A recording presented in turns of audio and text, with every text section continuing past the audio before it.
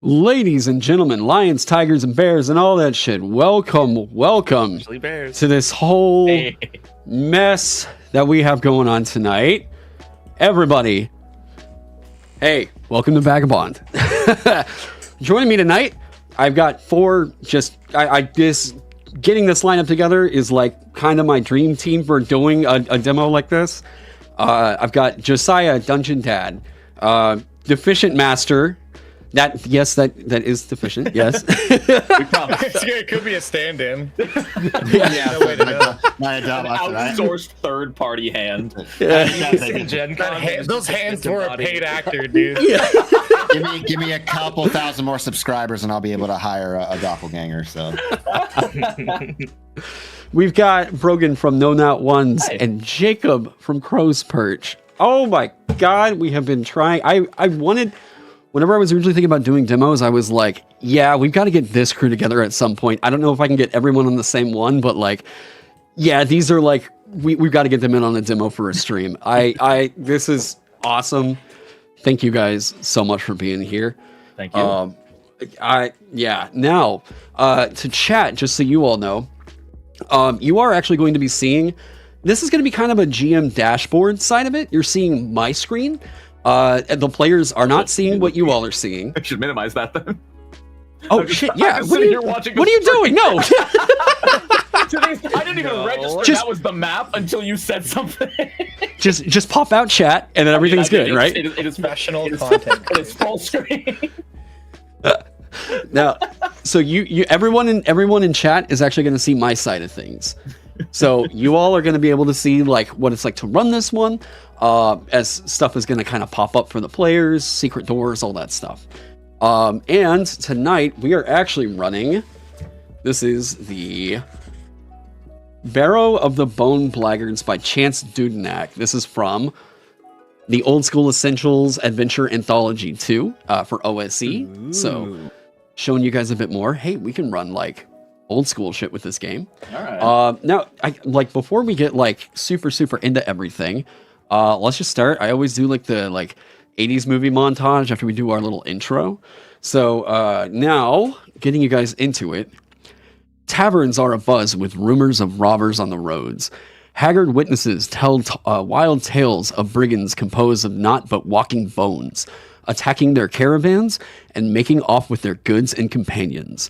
All these incidents have taken place near a certain lonely barrow in the woods, built a century ago to inter scores of nameless soldiers who died heroes' deaths in a heroic battle. The barrow, though always a shunned place, has never been known to be haunted, but now a ghostly, lively music echoes from it. Now, our adventuring party that has come up to investigate the barrow. Let's start. Our camera zooms in. Josiah, who are we looking at? Right on. You're looking at Ivan Jr. He is a dwarvish gunslinger, clad in a leather duster, a pair of sawed-off shotguns at his hips, rifle over his back, $2 to his name, and not a care in the world. Nice. Deficient. this gal's name is Nanny Goo. She is a acid-kindled witch. She likes long walks in the meadows and to be left alone. All right. No, so relatable. Yeah. I am playing as the great, all-powerful level 1 halfling wizard, known only as Sauerkraut. Wait, you roll up a level 1? Are we not supposed to be level 1? We're level 2. It's fine. It's fine. We can work with it. I'll catch up. I'll level up amidst the introductions. Sauerkraut is seen at roughly 3 feet tall, wearing a robe where he has to roll up the sleeves to see his arms and whatnot. And you see him fervently filling out what looks like a Vagabond character sheet. Move on. And a crow. I am Galger Dimspine. I am a 5'3" big dwarf, pugilist. Dude's ripped, covered in tattoos and whatnot, and is wearing a kind of a fighter's kind of garb. Valgerd? Algerd. All right, you tell me if I got this name right on the first try. It's probably not going to be, but let's see. Is that the right spelling? So it's a K, an A, an Oh. L. Oh, wait, what? Valkyrd? Yeah. Calgird. Calgird. Okay. Yeah. Cowgirl? K-A-L. Cal. Yeah. No, that's just Saya's character. I didn't specify gender. True. True. So, you all come up to the mouth of this barrow and see that there's a what looks like to be an entryway with a large circular stone that has been pushed aside. A bit of a darkened threshold here into this barrow. There's streams of mist that slither out, slinking of decay. You can occasionally hear some distant echoes of what sounds like faint voices and song coming from inside. So, what are we doing? Who wants to make the first move? My first move will be to ask a mechanical question. Absolutely. Starting out strong. So since I was blessed with the ability to level up mid-session, Yes. if you upgrade Might, does that increase your hit points retroactively? Yes. Okay. I'll do that. That's good to know. So yeah, there's this sort of just stench of death kind of wafting out from the opening of this cavern barrow, and you can hear faintly. It just sounds like jovial music is playing, but like far off, kind of like echoing and bouncing up from the inside of this place. Are there any like footprints leading back and forth into the cavern? Any like signs that something has recently passed through? Yeah, you can see there's like drag marks, what looks like, and then kind of interspersed, it's like kind of a mix of what looks like just humanoid footprints, and also it looks like bony sort of feet impressions also moving through. Bony, like emaciated, kind of. Or like just bones. Oh, like just bones. Oh, skeletons. Oh, okay. And so, like, is there like music coming out of here too, or just like jovial conversation? Oh, it sounds like, yeah, like music. Like a real stinky party in there. Yeah, almost like there's a tavern like back off in here. Oh, it's time to crash this party then. Or we could join. It could be fun. I mean, I do not like party. Well, I thought, who hurt you in parties of past? Too many times. Count. I'm so sorry. well, and I'm just gonna start walking down. So you should have full control of your character. So just like shit. do what you'd like to do. Okay. And if you It's don't, up here, please right? let me know. I don't know why I'm going in first. I should not be going in. Move. I should open door. Yeah, you should go first. definitely. Sauerkraut is standing uncomfortably close to Ivan. Just like Like that kid from Hey Arnold. yeah. Stinky? No, wait, that was not Stinky. I can't remember his name. Yeah. Helga punched him in the face every episode. Hmm. You see that there's actually rows of empty burial alcoves, a bunch of crusty linen scraps that are on the floor, and some like defaced reliefs of warriors fighting. They seem to be scribbled over with a bunch of profanity, though. There's a crude carving on this north door that says, "All who enter will be cursed." All who enter will be cursed. Is it Does locked? that mean us? Yeah, I mean, if you want to check it. I'll check it. Is there a way to go inside that's not technically entering, like a loophole? That we will be cursed. From all you can see, it's just this door in front of you. We break door. Well, let me. Can I just check it to see if it's locked even? Yeah, I mean, if that's what you want to do. I'm It- locking that in. I am going to touch Okay. the door and try Final to push answer. it open. Okay. Yeah, he's like, well, we're going to break it down. And as you like push your hand on the door, it just seems to open up. And you can see there's a what looks like a lit interior on the inside from torchlight. Door Okay. already broken. And we can still hear like It the was- music and stuff. Oh, yeah, it's a little bit louder now. Okay. I don't Sorry, I think gotta play my two logic. I think I also have 2 logic. Oh no, I have 3 logic. Don't worry, I have Oh, 7. Damn. Yeah. triple digit IQ out here. Well, let's start going here. Okay. Yeah, you can see it splits off into one of two ways, either to the left or to the right. A bunch of cobwebs are just sort of everywhere in here. More drag marks can be seen through like the dust and grime. Yeah, it sounds like the music is more so kind of coming over from your left. But yeah, it's just throughout looks to be lit by torches. And you can hear what sounds like and just like kind of laughing. Sauerkraut will yell after Calgren and Ivan's like, "Do you feel cursed yet?" No. Okay. Just like, don't think I'm cursed. Like, me see if we this check works. ourselves. Yeah, just like, Yeah. I don't know. Like, What patting happens when you get themselves. cursed? I've never been cursed before, I don't think. GM, they look cursed. you hear like far off like, who's that voice? Who are you? Someone's trying to break on the party, and you could hear what sounds like kind of ruffling and like metal clanging. Sounds like someone is like trying to get stuff together right now. What do you think?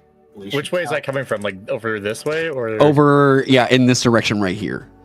We should tell Over them there, we're right? here for the party. Yeah. I'm gonna start just like walking down this way and try Okay. to look around this corner if I Oh can. wait, isn't the party coming from the left? Yeah. Well, we heard that person over here, he said. Oh, okay. Yeah, you do. And as you start to turn that corner, you see from afar, like room just kind of at the like crest of your vision, what looks to be a like person made entirely of bone coming out of that room, just like kind of with a sword in hand walking down the hallway. Oh my god, it's a spooky, scary skeleton. Ivan, what is that sound? That sounds like moving bones. Quick vibe check. For the room. Roll for vibe. Like I've been more so above table. Are we like What's his aura look like? You know? yeah, like what's the energy we're bringing into Is this Mercury in this retrograde? dungeon? Are we trying to like shoot some people perhaps? Or Oh, are wait, we why trying is- to- Do we fuck with him or like? Is Did he we like? come here for murder? Wait, I just realized, Nanny Goo, what are you doing all the way up? Oh, because you don't have control of your character. Deficient, why didn't you say something? Natty Goo can't see shit. Dude, I was like, wait, what the shit? Okay, yeah, okay, wait. You were just canonically blind. I was just being polite, dearest. Well, I'm just taking up the rear end. God damn it. I want to know what led to these four characters coming into an adventure party. Let's dive into that in our deep resting sessions. Nanny Goo, would you like to catch up to the party? What would you like to do? I'd like to waddle over to the party here. As as I approach the back line, you see that I'm this very like orange tinted in a very much like Adventure Time / Dungeon Soup style art of a very much like your typical classic looking green witch, but I'm orange and see through, and my face is since I'm an acid kindled, my face, my eyebrows and cheeks are constantly sagging, and I'm pushing them up constantly to like reset them. Love it. So Nanny Goo now catching up and taking up the rear. Now, as you guys kind of like, I guess if you want to have that talk, what kind of vibe are we ever get into it? Go for it, and we'll have this as sort of a like out of yeah. What's your plan here? I guess. So it was a skeleton, right? Oh, I mean, yeah. Okay. You saw through like the quick flash of light what is very clearly a skeleton with a sword like So I walking just, like, out of that peek around room. the corner and then just turn back. It's a undead filler shuffling down the hallway. So I say we I'll, break him.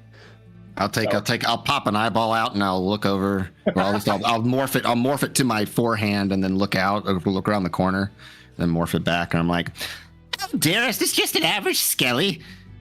Are We can handle skeletons that no problem. not normal in this world? And like, are they inherently like evil how afraid necromantic? should You- I be? Yeah, You all, I mean, it's fantasy. You all have definitely heard of skeletons coming to life from like necromantic magics and stuff like that. Okay. So it's a bad like- guy. There's a moment where you all hear like, I think we got flesh bags. I've been called that before, yes. I take offense to this term. Yes. Get used to And it. Ivan, you are almost face to face as one of these skeletons comes up and like is crossing the corner. Okay.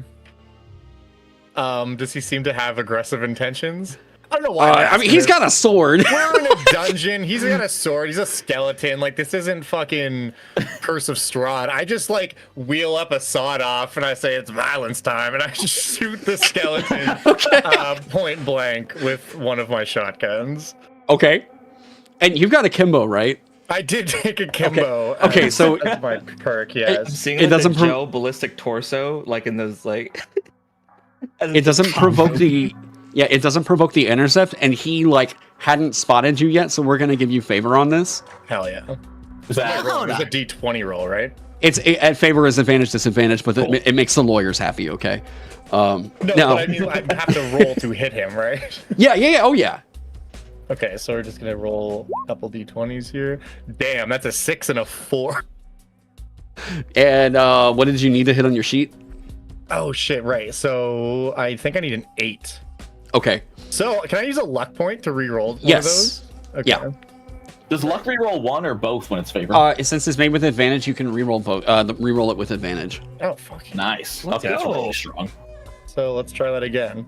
So that's an 11 and a 3. So the 11 should miss. Nice. Okay. So as he's like coming around this corner, just like these flashbacks over here, you just unload with the barrel of this thing into this like bony face. Go ahead and roll the damage.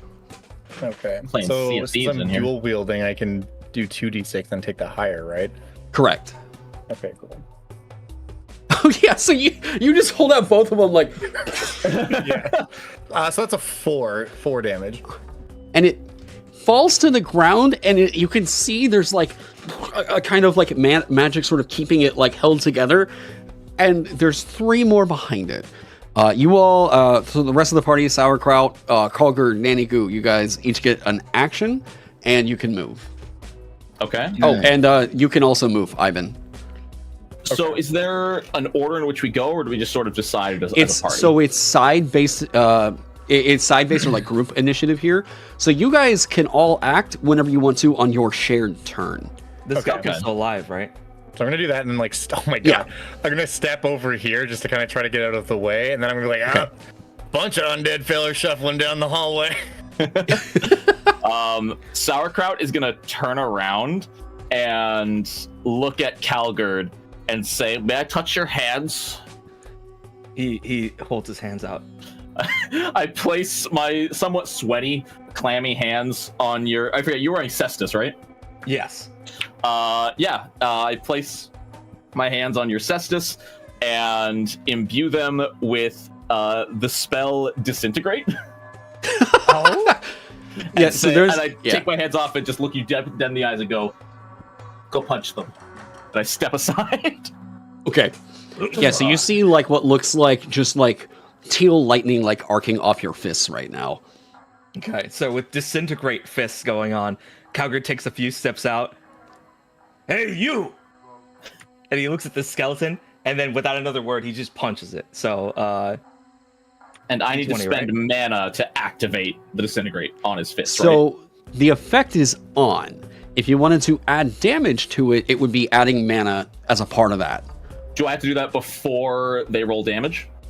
Or So it's supposed to be as generous to you as possible. So like it's always supposed to work in your favor as much as it can. So whenever he confirms the hit, then you can spend the mana to do that. okay, but if once they've rolled damage, I can't do it again? Or can I? Yeah, that's considered that the damage has resolved. Gotcha. Cool. Yeah. Noted. is it meet or beat, by the way? Yes. I rolled a 6 and my brawl is 6. There you go. So boom, you're hitting this one that he shot with the shotgun. And just for fun, I will spend the mana to activate the disintegrate on top of this punch. Let's go! So let's do This this. might be overkill because my punch is, I think, 2d4. I was looking at those brawl rolls you were talking about. And so It's 2d4, yeah. Yo, I add well, my other punch. well, go ahead and add 1 point of electric damage. That's so I mean- strong. The fact that he was already blown to bits, you go in and punch him, and Oh, I he thought just this was like a different skeleton. This is the same skeleton? Oh no, he's around. yeah, he's like formed up, yeah, but he's like Oh. not looking good. Okay, so So I'll let you if that informs your decision. I'll let you like not spend the mana here. I will not spend the mana then if it's Okay, attacking okay, one that was okay, already hit. Okay. Yeah. I give him the big punch. So All 1 right. and 3, so 4 total. Okay, you hit him, and as it arcs, you just form into like bone ash, and fall to the ground. Calgar then turns, looks at it, and just spits on the ground. Who's Hell yeah. next? What we got, Nanny Goo? Nanny Goo still can't see shit. Bad news. Let's see here. I will move over here. Wait, you can't see anything? Now I can. It was messing me up quite a bit. It's like you should have vision and everything. Was it because you weren't around the corner?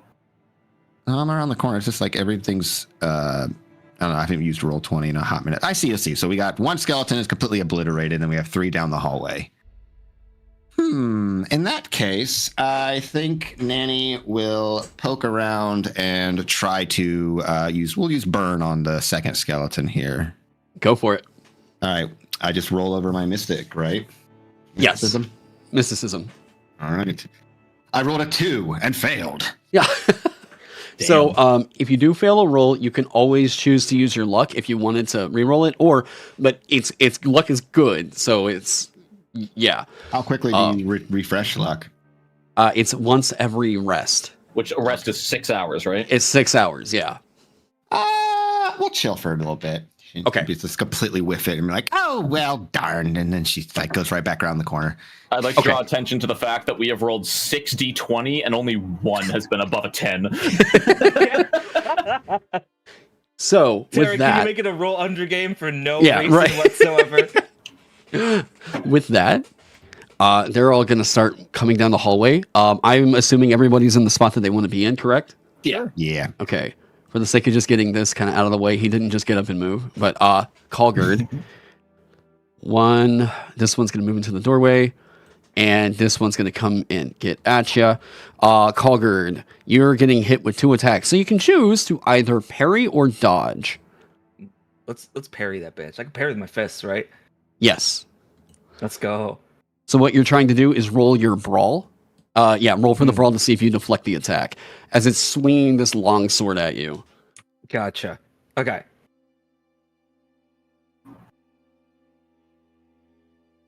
Natural 20. Let's go. So Okay. what you can choose to do here is either you get the luck, or you can choose to not get the luck and immediately make an attack. So I wanted to bring something up to you. With Yeah. Rope-a-Dope, once per round when I pass save against an enemy who's close, I can make 1 attack against them. Can I keep the luck then Yes. to then give like a bonus to my attack? That would be on the damage. Okay. So what it would just be you're getting a freebie attack right now. Okay, so I do the freebie attack, and I want to keep the luck so I can enhance that freebie attack if I hit it. All right. And so, just out of curiosity, if they didn't take the luck, would they get 2 attacks? In this case, yes. That's cool. Oh, wait.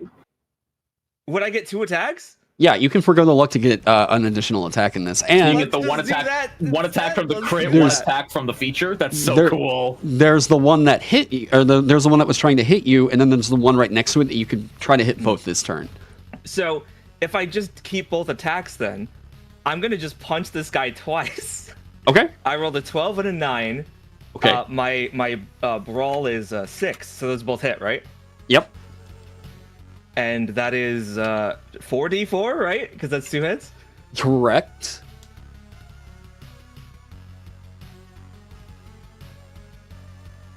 That is a 7. I'm gonna say this. With the first hit, you definitely just iced the dude who was like right in front of you that hit you with the attack. Do you want to direct the other punches to the other skeleton? Sure. So when Okay. he walks up to me, Calgary he like tries to swing. Calgary grabs his like the Uh-oh. bone. Oh no. Okay, we're good. We're good. Oh, We're you good. good, you good. Okay. You froze for a second there. Yeah. You grabbed his sword. Yeah, he grabs like his wrist and just like snaps the bone, and then he just punches it down, and then he just goes up to the next one. He's just gonna headbutt. Okay. Yeah, so there's like a snap and it's just like, "Ah!" and it just like falls down to the ground. And the other one, you just go in and boom, and hit that one for what looks like 3 damage. Hell yeah. Now, this other one's coming up and it's going to do the exact same thing and try to make an attack at you. Okay. So you can try to parry or dodge it. I want to parry again. I feel really good about this. Go for it. God damn it! That's a Woof. Ooh, that was hubris right there. And with that, you wait, I have luck, right? Can I re-roll it? You can re-roll it if you want. We're gonna have a lot more You know encounters what? after this. Yeah, I'm just gonna take the hit. Okay. So that's going to be 3 damage as this sword comes like cutting in, and you feel it make purchase somewhere on your arm.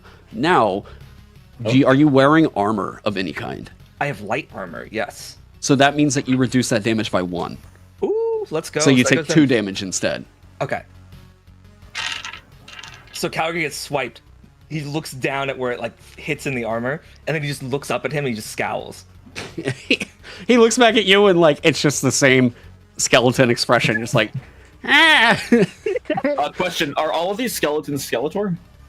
I mean, yeah, that's about the only skeleton voice I have, man. If I had a Phenomenal. fucking No, xylophone, no, I would. Okay, all right.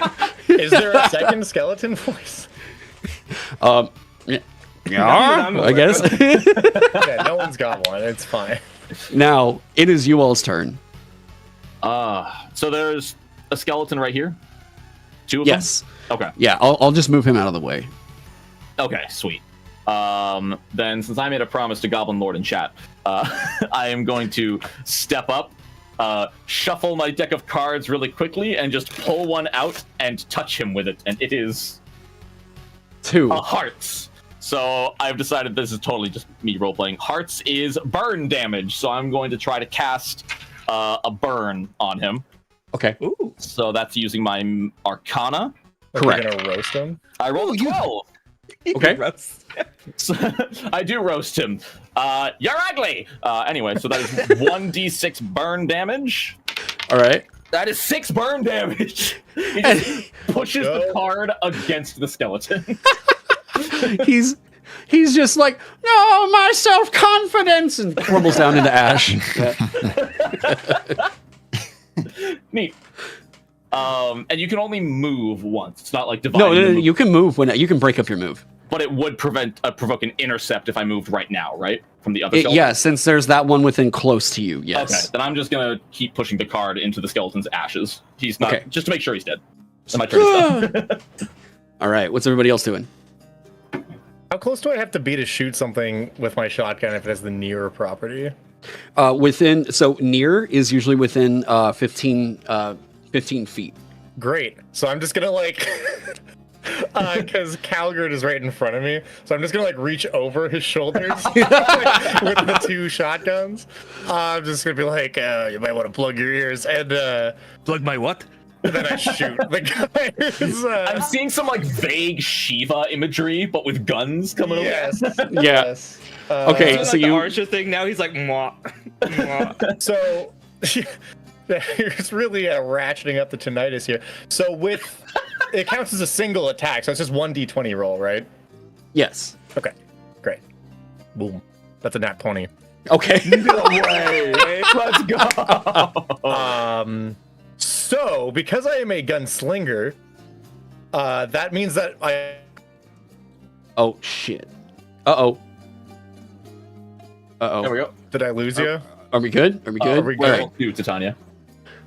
we Yeah. good? So, yes, I think we're okay. Can you Okay. guys hear me? Yeah, you're good. All right, cool. We just had a major, yeah, there. Yes. So you're talking about bad medicine, right? No, I'm talking about grit at level 2. Grit. When you crit with Yeah. a firearm, the damage dice are exploding dice. There you go. So, for I guess exploding dice for people in chat who haven't ever like heard of an exploding die mechanic, it means that if he rolls the highest result on the damage die, he gets to roll another die of the same size and add it to the damage as well. Ooh. Yeah, and like for anyone who knows me from watching my channel or just in life, I fucking love rolling dice. I am a big dice mechanics guy. So when I was like, oh, there's an exploding dice option. Oh, I can get extra dice rolls by going akimbo. So point is, so if I understand how this is going to work correctly, I need to roll my 2d6, take the higher, and if it's a topper, then that explodes. Explodes. Yeah. Okay. Gotcha. Cool. So it's a 2 on that. Okay. Now, because it's a crit, does that add extra dice damage, or is it just my ability that gets added to it? It adds your stat in, so that's going to add your awareness to the damage. Okay, so that is going to be a total of 10 damage then. Okay. No, wait, I'm sorry. It's 8 damage. 8 damage. 8 damage. So, I mean, that one just explodes into fragments of bone that goes scattering across the hallway. Hell yeah. Love that. And just... And the other ones... I'm just going to see something real quick. Exploding Okay. dice is a scheme by Big Dice to sell more dice. Yes. So true. So, I think Calgard and Nanny Goo haven't gone yet. I did go, actually. I punched the skeleton. Oh, you did? Huh? Not this round. Wait, No, you parry. No. You. That was on their turn. Oh, okay. Well, Nanny keep- Goo, I let you have the honors. All right, so I will round the corner and I look around and I go, "Ow, fuck!" And then see the what is it? We got 3 left. Yeah. Okay. What weapons are they holding? Long swords. One of them actually just has a broken bottle. I'll take. I would like to try to. Can I try to animate one of their long swords? Yes, you can. I like to Haktua. I Haktua a glob of my acidic phlegm at the sword. That's what I'm saying. Thanks, I hate it. Yeah, I'll just roll it. All right. It's a 5. Now, I like this plan a lot. Would you want to use luck to re-roll that? I will use luck to reroll that. Because I love this idea so much. I want to see it work. I Haktua again. A 7. I failed. I need an 8. Damn it. And I failed. Yeah, so, I still can't see shit, and I still walk back over the cross hallway. yeah, so a glob of this goo goes and flies towards one of their long swords, and it just kind of hits on the stone. Yeah, that's... Calgard, I think you still have your action. Nanny, you still have your dentures on. You need to take them off to get this fight going. I swallow them, and they just go. You see them in my stomach. They start dissolving in your stomach. All right, Calgard is going to take a step forward now. Okay. And he's just gonna keep punching. I just kept swinging, you know? Yeah, keep doing it. Okay. It ain't broke. Keep swinging. That is a 10. Is that it? And your brawl is a... My brawl is a 6. So Let's you hit. go. So I make another punch. This one's 5, 2 and 3. Damn. You run up as Nanny Goo's goo misses, and as the one that was running towards you guys just crunch its face in, and it as the one with the broken bottle is now standing there looking at you, just going, oh, shit! He's gonna take another step, moving towards that one. Okay. Is everyone in the position they want to be in? Yes. All right. So I guess we can. Our turn is not over until the collective is over, right? So once allies do something, we can like move more. Yeah. Oh yeah. Okay, I'll hang out right behind Calgard so I can touch his hands. Yeah. I Really So- gently. Oh, very awkwardly too. Yeah, like you Oh. kind of like pass right by. Kind of like when you're giving someone a high five and they give you like a fist bump and it's just kind of yeah. now, coming up on their turn, the one with the broken bottle is going to actually like try to fling that back at Ivan. That's fair. I did just Understandable. dust his friend. So, what do I have to roll here? So this is reflex, right? This would be yeah. So a dodge is going to be a reflex save. Okay. Parry is going to be with melee, but since you're holding a gun, you can't actually parry this. Okay. Can I shoot it? Can I skeet shoot it? It was coming out my mouth, and I was like, God damn it, that should absolutely be a feature for the gunslinger, huh? Yeah, you could, like, you can skeet shoot like projectiles coming at you. I'll keep that in mind. But yeah, so you can try to dodge this one. Okay, cool. So that's just a d20 roll, right? Correct. Okay. That's a 4, and then my reflex is 10. So is that a 14? Is that real? Or I have to No, hit a you're 10. you have to you have to hit or exceed 10 to pass it. Does that make sense? Yes. Yes. Okay. Everything's good. So- Everything's fine. As that bottle comes flying at you, it just smashes, hitting you for 3 damage as the broken glass is just like in your shoulder right now. Hell yeah. That sucks. And the other one is not really close enough to do shit. He is trying to fuck off. How much damage did that do to me? 3. 3. Oh yeah, if you've got armor, it can reduce that. Oh, I do have leather armor. So that it's just 2 damage. Let's go. Nice. The other one is now trying to run away. Colger, the one in front of you, is also trying to run away. You won't can get do an far. intercept right now. He won't get far. Go for it. Okay. I'm gonna roll. Can I grab him instead of hitting him? 100%. He's gonna grab him, and then on my turn I can just That is a execute 19. him. I can do Okay. both then, right? Because it's 10 over. Do what? Sorry. I have a feature. Fisticuffs. If you make an attack with a brawl weapon against target that is no more than 1 size larger than you, and the roll exceeds your brawl difficulty by 10 or more, you can choose to shove the target or grapple it. So can I punch him and grapple him then? Yeah. I'm gonna do that. Are you trying to like non-lethally do this, or like do you care if he lives or dies? I don't care. Okay. If he lives or dies. Okay, alright. Question. Let's- If he yeah. dies, he dies. Yeah, we can just see if you're just hugging bones at the end of this. Could I throw him at his friend? Yeah. I want to do that. Can I reach that far? I mean, you can Let me know if that needs a try. trick or something. You can try. How about this? I'll give it to you if you can roll 10 over that brawl again. Okay. Easy. Otherwise, I just hit him. Okay. Let's go. So At least it wasn't me. I'm spending luck. Okay. Okay. Let's see how There we swingy go. these Wait, dice are. Oh, I'm off by 1. Oh. So you like grab him and start like to throw him. He makes it about like halfway down the hallway.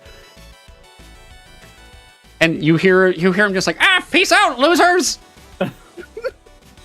He's booking, God damn it. Now, since they're both running away, we have one action to try and stop them. 1 action or 1 turn? Sorry, 1 turn. Yeah. Okay. So there's one. What is the range of a bolt delivery? It's if you can see it, you can shoot it. Oh, fantastic. Then feel allow me to deal with this situation. I am going to go ahead and use my bolt delivery. However, because I'm a wizard, I get a 1 mana discount, which means I can target 2 enemies with 1 spell for 0 mana. Okay. So, Sick. let's see. Okay, yes, I will go ahead and do that. I'm going to bolt, just target both of them. I'm going to just throw a card into the air that'll somehow split into 2 cards and some crazy anime bullshit. Let's go. And that is going to deal diamonds, which is bludgeoning damage as it's aqua. 2 bolts of water fire after these guys. Do I roll separately, or is it 1 roll for both? Roll separately. Okay, so for our friend that just got hucked halfway down the hallway, I rolled a 4. So I miss him. I'm going to let that miss. I'm not going to spend my luck. Oh. Sorry, you rolled a 4 on the d20? Yes. Gotcha. Okay. Yep. And then well, whenever he threw him, he landed prone. Okay. So that would be favored to target him. Oh, would it now? Yeah. Would it now? Then instead of a Mega 4, Name how about yeah. a 2? Okay. I mean, we like the 4, but you know. Yeah. All right, So so I it- missed him completely. But our little friend who's a bit farther down the hallway, we're going to go ahead and roll a 5. Okay. I'm lucking that. I'm using luck. All right, Okay. do it. A 4, a 2, a 5, and a 6. That's all I need is a 6. Go. Please. We're crawling. you. We're crawling. Dude, that means the rest of them is going to be 7, 8, 9. You're going to be rolling great the rest of the night. Fantastic. Yeah. And There is another petition for no reason at all to make this a roll under. Roll under, yeah. No reason. So as this bolt of water goes sailing over them, one of them actually just lands a little bit short, and the other one hits the skeleton. So go ahead and roll the damage on it. And I'm going to go ahead and use a mana to increase the damage by 1d6. Okay. So that'll put me down to 3 mana. And so he's going to take a total of 2 plus 5. That is 7 bludgeoning damage. So he won't actually, because he's weak to it. Let's go. So it's was going to hoping. actually be another d6 that you add to it. Oh, I mean, if you insist. So instead of 7, we're looking at 13. Yeah. Hell yeah. So this water smashes up against it and just turns it into bone ash on that side of the wall. Take a bath. So is the other one still alive? Yeah, it's still trying to run away. Well, I'm just gonna pull out my rifle off my back and drop the 2 shotguns and try to shoot him if I can. Okay. Quick scopes him with the intervention. Yeah, and I jump in the air and do a 360 Yeah. first.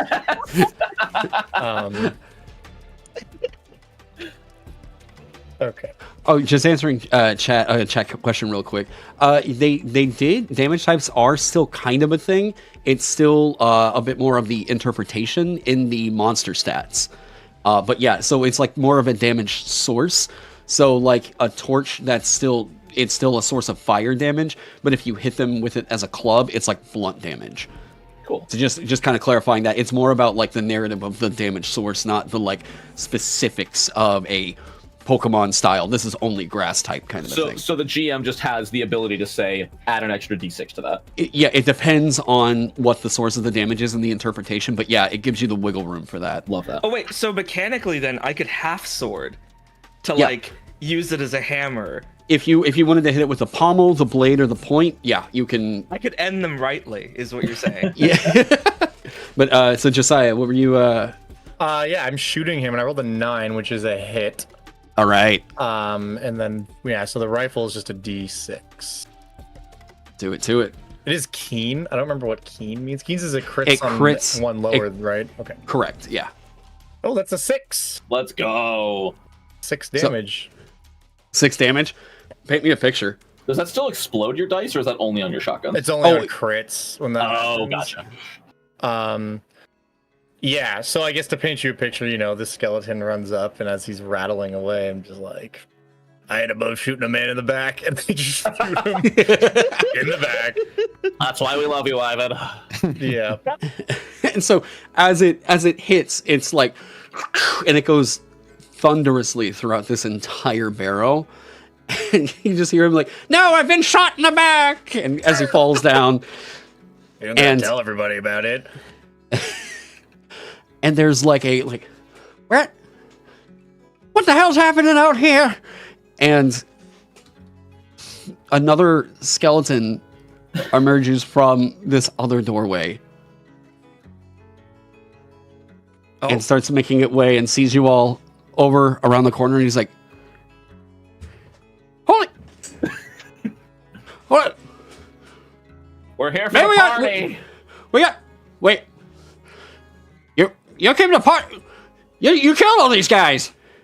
I mean, they were already dead. They're already Yeah. dead. They shot first.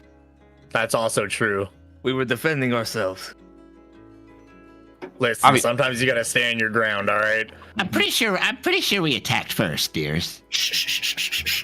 That was We're so long lying ago. to them. Who can say? I didn't hear what that last one said. What did you say, ma'am? I don't have ears. Oh, I'm sorry. I said I'm pretty sure we attacked you first. Don't say that out loud. They She's They- blind, you see.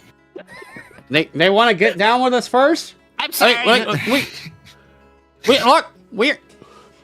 Wait, did you bring the supplies? Absolutely. I hold up my deck of cards. Hey, they got cards, man. They got cards. What'd you do to all these guys? And he like kicks one of the bodies, and he's like, what the hell was all that noise? They couldn't Bad handle luck. the way we party. That was just an average game of Balatro. Come on, you have play. They lost a shadow game. And go on ahead and make me an influence check. Who?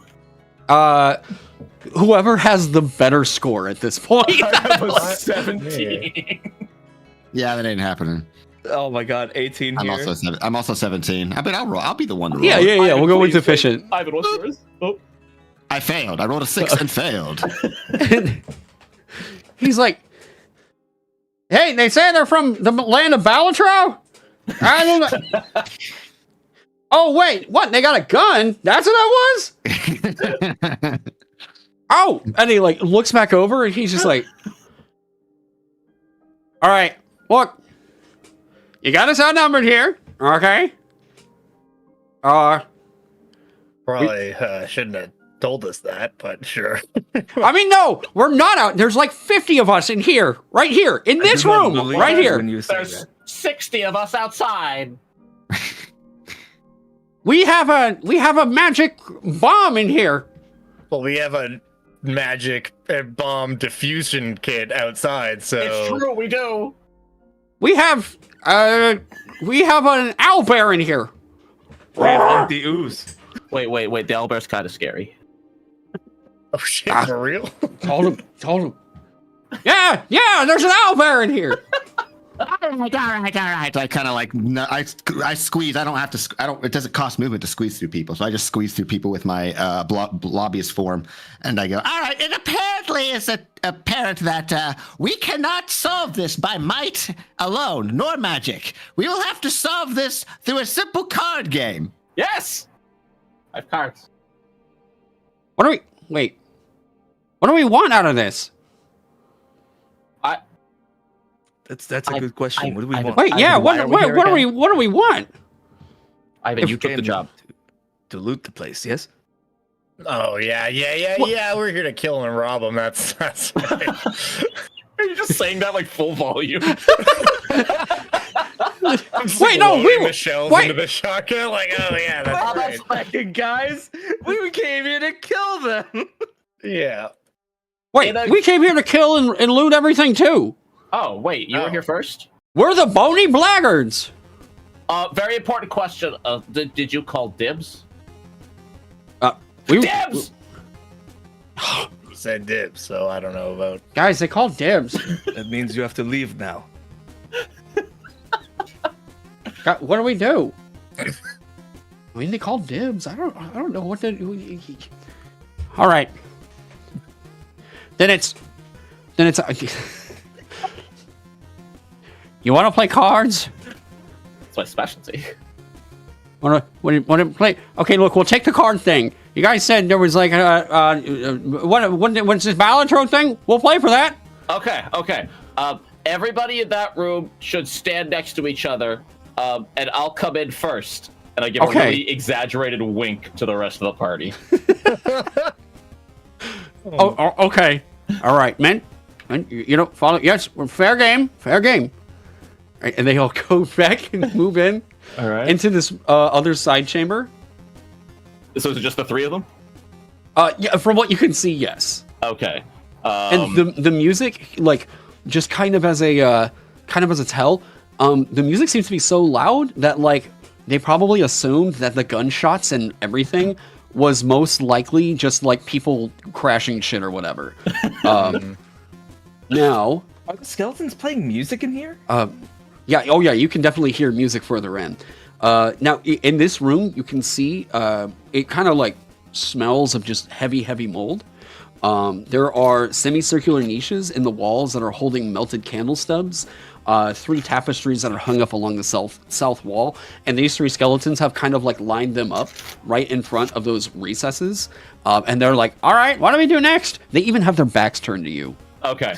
Facing them all as I am, the 3 of them, I'll step 1 space into the room, and I say, I'll go first, and then I'm going to spend 1 MP to draw a card and deliver a spell as a cone.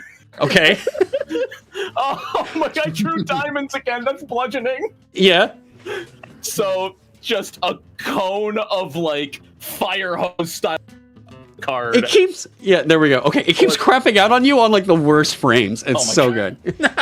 But no, we're good. Don't we're good. worry, I won't fail this roll. That's a 16. That's Okay. 10 over my needed. Okay. So assuming the bludgeoning damage bonus still applies, I won't spend any more mana. And when it comes to area effects, is it roll damage once applies to all? Correct. Gotcha. Then they are all going to go ahead and take 4 plus 2, 6 bludgeoning damage each. So, Oh my god.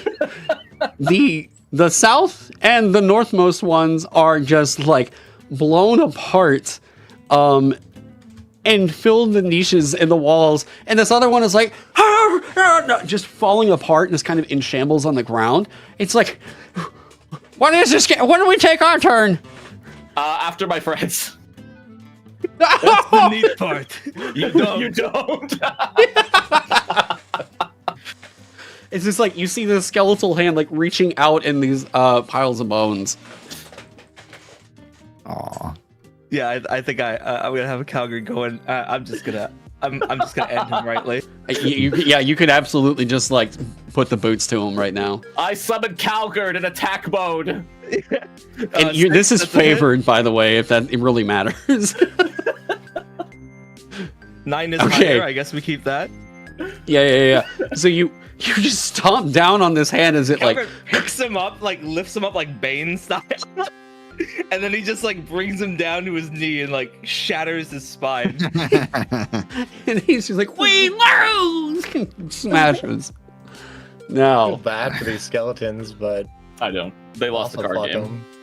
'em. Yeah, true. They just didn't play with the right strategy. Built different. There's Yeah. skill issue. Skill issue. see this room that you all have walked into, like I said, the first thing that hits you is like this overwhelming stench of mold. But yeah, you can see there's like candles that are in these recesses in the walls and a bunch of tapestries to the south. I waddle up and remove the tapestry. Okay. Which one? The south one. In the center. Oh, the centermost? The one that happens Yes. to be shaped like Okay. a door on the map. Yeah, so there's a on this tapestry there's a stoic warrior with a sword on there. Cool. I touch it and it just starts disintegrating. Okay. My acidity. So you touch it and it starts just kind of like molding away. And you can see there's a door behind it and a white light that is flickering from a crack that's near the floor. How I guess I can only squeeze. I can squeeze this one size smaller, right? I can squeeze these small things without impeding movement, or So yeah, narratively this would be like you could be like the size of a mouse. oh well, we squeezed underneath the door to look through the door. Okay. He's doing that. Yeah. Before that, like, I did this one too many times, and I turn around and I'll pop a portal right here using thinking with portals. Okay. Oh. What does that do? It's portal. It makes me cast portals. So I cast a portal there with a Okay. mana. Cool. And then I have a question for that. Mhm. Not that I'm using it right now, but in a round of combat, can you only cast one portal per round? Yeah, it's your action. Okay. And then I will slip under the door. Okay. So you slip under the door and see what looks to be some kind of a shrine. It's a white marble idol that is depicting a sort of what looks like a saintly figure, cupping a brazier in its hands. Its eye sockets are empty. The brazier is lit with a ghostly white, smokeless flame. Is the white flame, does that speak to me at all? Does Nanny Goo know anything about mystical white flames? It definitely seems to be magical of some kind, but like, as far as what? You can make me a mysticism check, I guess. Mysticism? Okay. 15 over 8. Success. Yeah. There is definitely some kind of a magical effect to this. But it just seems to be somewhat contained within this bowl. But you do notice every once in a while that, like, as you kind of get closer to it, it does seem like the flame wants to, like, creep toward wherever you are in the room. But you do see inside of the flames, there are 3 what looks like blue gemstones in a pile of glowing ash. Grab the That gem. looks Burn expensive. yourself. That looks expensive, which means it's money. And I turn around and see if I can open the door if it were on the side. Okay. You go to open the door and you actually see you all on the other side of the room just hear this like rattling. No, the door appears to be locked. I crawl through underneath the door again, and I tell them. At this point, I think my initial portal dissipates, and I tell them. I explain to them what I saw. What kind of door is locked from both sides?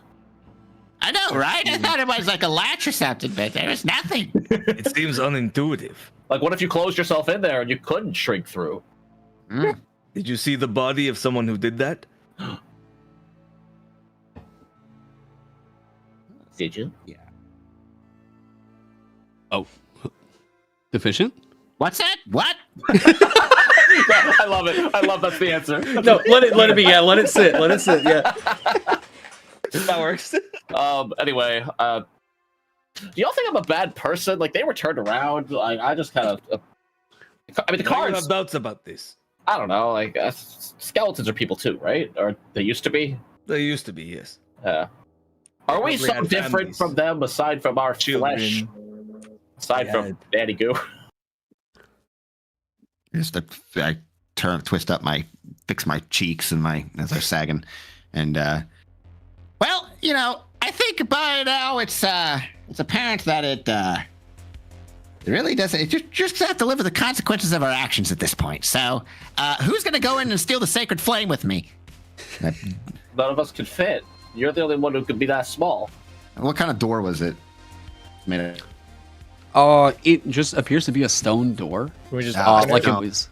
Can't. Yeah, kick in. it looks like it was kind of built to be like kind of flush against the wall to go Right. kind of unnoticed. But yeah, like it's not locked. We can just open Wait, is it there like a now. latch? it is locked. Oh, it is locked. Okay. Yeah. Well, let me see here. Is there any? You guys got a? I don't know if I can. I can't squeeze. I probably can't squeeze with I want to get like a torch and then potentially light the flame and then bring it back. And see if it lights. But I don't think I can. I squeeze under. I can't squeeze under the door with the torch, obviously. No, I mean, we would just do a kind of like no bullshitting it because like you squeezed through there already with your inventory. So like for the purposes of it, it doesn't really matter. Meh. Okay. But Can if it's Calgard something you pry would the like to door do, then open? go for it. But yeah, do what? Can Calgard pry the door open? You can try. Okay. Any hindrances or nah? Are you just using like your fist? Like, are you It's wanting to his break it dwarven down? Strength, he's just gonna Okay. grab it by the hinges, and he's gonna put the hinges in the boy's hands. Okay. I have a mechanical question. How heavy is 5 weight, roughly? How heavy is 5? What do you have in your pack that's 5 weight? I have the spell animate. Oh. Okay. Yeah. So that would be something like we're talking like a wagon. 5 weight is a wagon? Damn. Yeah. Okay. Everything. So like one weight. Weight is kind of like an abstract for like how much of you it occupies, right? So like if it's like a dagger, that's like 1 weight. That's like you can hold it in the hand. If it's like a maul, that's like 2 weight. You have to have it in both hands. Okay. Armor, it's same kind of situation, but like weight, more so. It's left a little bit floaty like that. But animate is supposed to just let you kind of like, is there an object you want to animate that isn't literally the fucking house? Then like we Sure. can make that happen. Yeah. That's fair. I'll be right back. Keep Okay. going. I say, I can slip in. I just don't know what to do. I don't have anything to. Oh, you know what? I know what to do. I'll slip underneath and I'll just grab can I just pull the brazier? Like, is it large enough to carry comfortably like a torch? Or is it like massive?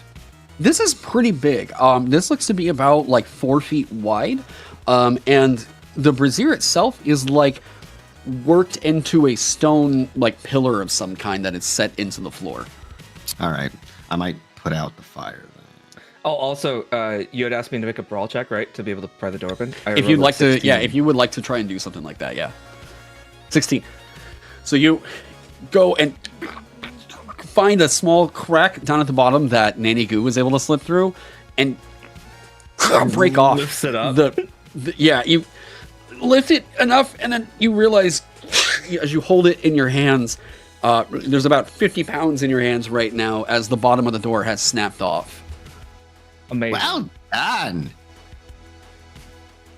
I used to lift this much when I was 7 years old. And he keeps doing like up and down. Pumps. Now, you, All right. yeah, after you get this in your hands. Well, now, wait a second. Would the statue be weigh roughly about, I don't know, 5 weight? this is something that is secured. All right. So it's like essentially part of the structure itself. Ah, Yeah. curses. All right. I like the idea. Someone else. I want to see this deficient. If that's the thing you want to try to do, you can make a cast check to try and animate the brazier out of the brazier, whatever it is. I don't know. One of them's a bra. The other one is this. I know, right? A brazier? Yeah. A brazier. So if you want to like try to get the brazier out of it, we can try to do the cast check here. It would be hindered. Okay. All right, I roll in 2d20, trying to beat an 8. I rolled an 8 on my lowest. Let's go. Nice. You can see it like as rocks and stuff start cracking off the side of it. This thing comes up. I hock to it in between the cracks and get it to animate. That's where it goes, right? In between the cracks? That's right. Yeah. And it and there's small little like black legs on the bottom of it as it comes down, and this fire is still burning on the inside of it. All right, just follow me, all right? And I just nod to it, and because I'm a witch, I can just continually focus on this without spending a focus to it. Yo, that's so Are cool. they like little like chicken legs as this thing's like Like Yaga style? Yeah. Hot Sure. cool. So my question with animate, because I was looking at animate, can I not animate focus, like free focus as a witch, and then animate something else? You can. So like if this is the target of your hex, I'm assuming. Yes. Yeah, okay, so the hex can only affect one target in particular, right? Right. I just like because that's my focus. So that's like the continual animation effect is happening without me having to focus on it. So if I do another, just one, like for one round, I can technically have 2 things going for one round. Yeah. Like if you just like cause something to like have an effect on it, that's like the minimum duration is 1 round. Mm-hmm. So you could have 2 effects going simultaneously. Other people can't. 2 different effects. Correct. Yeah. Okay. I can't like animate the brazier and then animate a sword and then focus on the sword, but the brazier is free. Yes, because that's the target of your hex. So I can do that. But focusing Yes. takes mana, right? Yes, one each round. Okay. Cool. All right. Good to know. Okay. Yeah. Now my little brazier follow me around with the flame continuously going. I don't know. White fire makes me think white fire does strange things. So I kind of didn't want to put it out. Does it have a Strange name? white things. What? What did I say? Does the brazier have a name? Oh, dearie, I've been doing this for so long, I've stopped giving things names. That's sad. It is very sad. Every You single can name, but you can give it a name for all. Benjamin. Benjamin Brazier sounds good. All right, Benjamin, let's go. How does Benjamin respond to being given an identity? It's just got this burning kind of column of flame at the top, and it's just sort of like kind of walking up, and it follows So he seems Nanny Goo. excited. I mean, it sure. As we begin walking down the hallway, Sauerkraut is walking again uncomfortably close to Nanny Goo, going over the name of every single card in his deck. Like, oh, this is Nancy died. This is Earl the 8. This is Steve the 6. Oh, this is Aaron the 8. Going through the entire deck. Wait a second. An E. Every You time, It's an A. every time you say a name, I'm like, that's nice, dearie. That's nice, dearie. 52 Nice, dearie. That's so nice, dearie. All right, I follow. I follow the leader because I do not want to lead. Yeah. I'm Yeah, who's assuming taking up the, Cowher's in front? Oh wait, where are we going? Down the No, hall. it's up to you and I mean, you you're and in front, so yeah, you're really the one who has to make that decision. Yeah, you're Oh, our only no. melee. Oh no, I have to lead. It's your Where'd you call. go? We go right. Okay. I'm gonna So- go into this room. Okay. Just need to take a look real quick. And in here, you can see there's a bunch of open stone coffers set into the walls, lids in cracked places, sort of all over the floor. There were originally a bunch of skeletons in here, but they appear to have had their heads and everything smashed in. There is a garbled inscription on the wall opposite the entrance. So you're saying there was a skeleton of them. Now there's a... Now there's a skeleton, none of them. Yeah. Damn. Ah. Damn. I'm going to hell.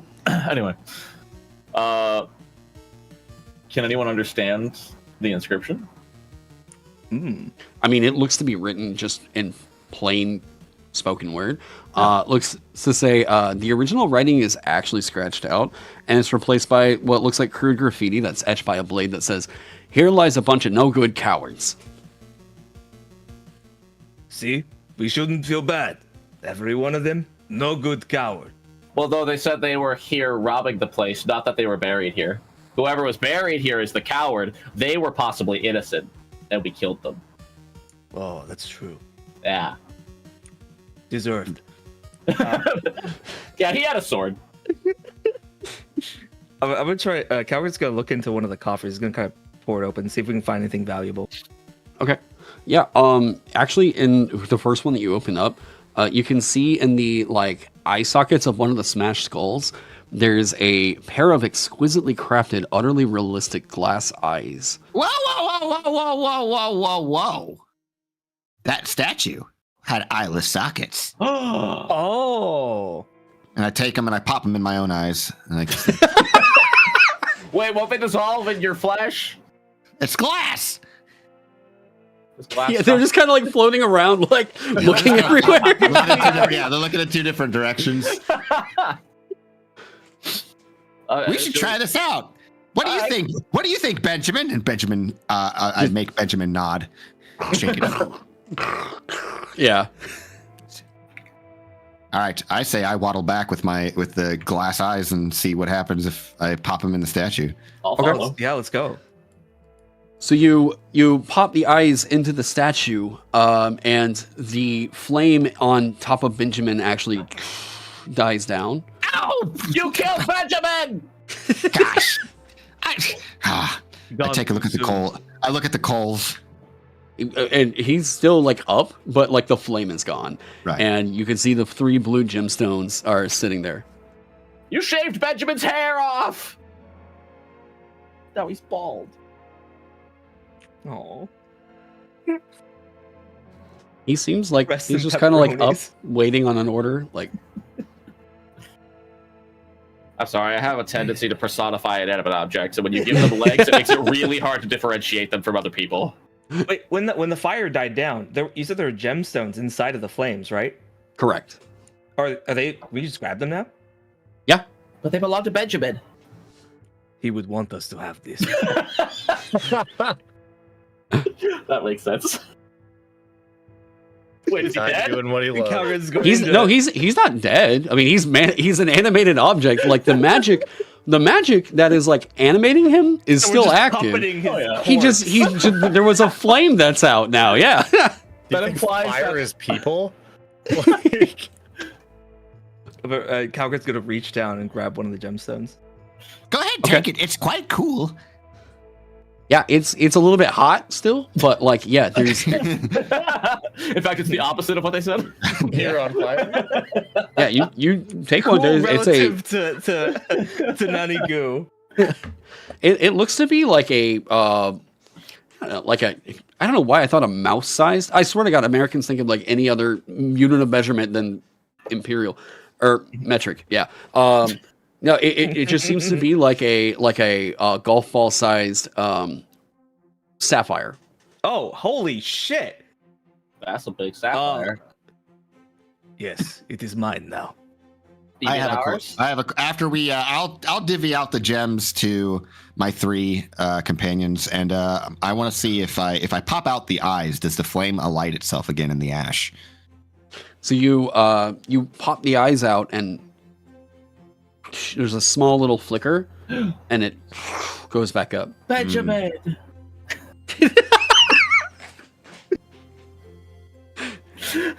I kind of want to actually. I will actually take a finder's fee on that, and I ask for one of the gems back. You can have one. And I pop it, I don't back need in. one. I'll pop it back in the brazier, and then put the eyes balls back in. Okay. Is it light? Yeah, it's. Oh, wait, so you take the eyeballs and put them back in the Out. statue? Out. So I want the brazier to light. Okay. Yeah. So, all right, we've got that. There we go. Okay, Do you cool. put the glass eyes back in your own body? I'll put the glass eyes. Yeah, I'll put the glass eyes Yeah. back in. They're actually like glasses for me, so it's like That's you can normalize floating in your body too, right? Yeah. yeah. You just got 4 eyes. Amazing. That's it. All right, so yeah, let's go. We'll start waddling away. Okay. Lead the way. Very next Lead the way. day. Someone big and strong lead the way. That's not me. I am quite small and frail. I wonder who they could be talking. Oh, It's you. okay, fine. It's always you. I'm gonna go north. I'm gonna Okay. head over. There's a door here. Colger, you see there is a chamber over that like goes over to your left. A corridor that goes over to your left. But in this room, you can see like the skeletons that were in here seem to have been getting their shit together real quick to come at you guys. There are. I want to double check, make sure this is the correct room. Yes. You see there are faded, indecipherable murals on the walls. You see a set of like smoking pipes and knuckle bones on the ground that are actually just real knuckle bones. There is a key on a string that is just lying on the ground right now. A small wooden box that's on the floor, and there's you can see there's a jail cell over to your right, and you can see what look to be like 6 kind of like horrified looking humans that are like in there, just like, hello. Oh, there's people here. I thought it was just skeletons. Is the music still playing, by the way? Oh yeah, the fantastic. music's still going. Right. Who are you? Are you here to rescue us? Calvin turns and looks back towards everyone else. Like, That are we? depends on how much they're going to pay. Oh, are we those kinds of assholes? Oh, I mean, we don't have to be, but I'm fine with it. Money's important. It can buy goods and services. I'm saying this is a service. Saving you your life is a service. No, we'll pay. We're How much? if you can get us out of here and get us back to civilization, well, I'll talk with the guild, and we can try to get you all paid. How many of you? There's 6 of us in here, I need. and you're one- like, oh, hello, hey, yeah, save us, please. Oh, he's like, please. Rest of you can go back home. You? He points randomly at one of the other ones. Hold torch. Yeah, I mean, I've already got a walking torch here, but Well, did we want to like clear out the rest of this place first? Like figure out where the music's coming from? Because if we let them out, we'll have to like go back to town with them and walk They all can that. wait outside. oh, that's true. Yeah. They. You think they're really gonna wait? No, you're safe in there, right? There's not like a hungry dog in there with you. No, there's this man. Can we please? And the one that like you pointed at, Calgard, is like the most emaciated looking one of them that just looks to be like damn near 95 years old. He's like, I can hold your torch. You see, when I say they can hold torch, I know we have torch. The reason I ask is just in case something falls. It's them first. I see. So we are those kind of people. We're pretty bad people, honestly. I've never thought about it this way before, but yeah. It's very simple. You think want something's the gonna hit fall? trap? Oh, did I say that to them? Oh, I thought you were talking out loud. We do that a lot. Pretend I did not say that. It will scare Okay. you. I will not check for trap. Okay, can we come back to you anywhere between 40 minutes and 8 hours from now? A long window. Yeah, how long's a long rest? So that would be a shift, which is going to be 6 hours. You guys could do a Check the breather, time. which is a scene task, and it's like 10 minutes. Does that give me mana back? No. Damn it. I'm already kind of spent. I only have a little bit of magical doodahs left. Really just blew it all on those skeletons, huh? I think it was worth it. It was pretty cool. It was pretty Right? sick. Thank That you, was Ivan. good. You know I live for your affirmations. This really deep backstory happening here. I love it. Yeah, it's all implied. Well, I say we just head on back. We just head back the way we came once we're done looting this place, and then collect our bonus on the way out. What do Yeah. you say, gentlemen? Isn't that nice? You guys get to be the bonus. Yeah. What? Can you guys can't like unlock the door?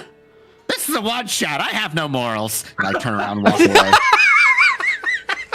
She's the leader, and I walk after Nanny. No. What? And they're like, you hear like the things rattling in the back, and the other one, the oldest one, is like, I was gonna hold your torch. Sorry. We're not sorry. All right, so you guys start heading down that hallway. Yeah, this I think seems so. ominous. Sure. Yeah. Okay. Yeah, So there's a door. Okay. So there's a door to your north and a door to the south. And I'll just let you know the music is louder right now than it has been in the entire dungeon. Calgary like holds his head. Too many doors. Hold on. Before we kick in anything, are they wooden? Yes. All right. Can I peek under one with Uh, my shape-shifting form under the south one? Yeah, the one to the south. Hang on. I was going to just give you control over Benjamin. Deficient. There you go. That should be all you. Of what? Controller. Oh, is enemy 1 Benjamin? Yes. Yeah. I gave him the nameplate. I didn't know if you guys could see him or not. Oh. I was kind of sitting there like, who's following? Oh, no. Wait, can you guys not see the nameplate? It just says enemy 1. Oh, there should be a nameplate underneath them. Hang on. Guys. I see him under. I see when I highlight him. Yeah, I see him now. Benjamin. Oh, Yeah, it shows up when you- Yeah. Okay. Oh, okay. All right. There we go. I'll take a look. boy. I want to peek under this door Okay. with my gelatinous form. You were peeking under the south door, correct? Correct. Okay. Underneath the south door, you can already see what looks like a raucous party. You are not actually moving in here yet. We are just kind of scouting from what All right. Okay. Yeah. No. I'm peeking in. I have a plan. I have an absolute plan. All right. I have to lead, unfortunately, and I'm not a smooth talker because I spend my whole days walking in the woods, living by myself, animating things to talk to. But I have an idea, and I poke back out in the door. I Okay, poke so back out the door. I poke back Okay. in back in here. Give me back in. Let me in. Okay. Okay. And I want to waddle back to the skeleton corpses that we have destroyed. I want to absorb them into my gelatinous form, and so I have a nice little skeleton frame in my Okay. gelatinous form. So it's No a way. it's a disguise. See? Won't they notice that you're made of like green pudding? It's orange. Oh, sorry. I'm colorblind. Makes reading my cards really hard.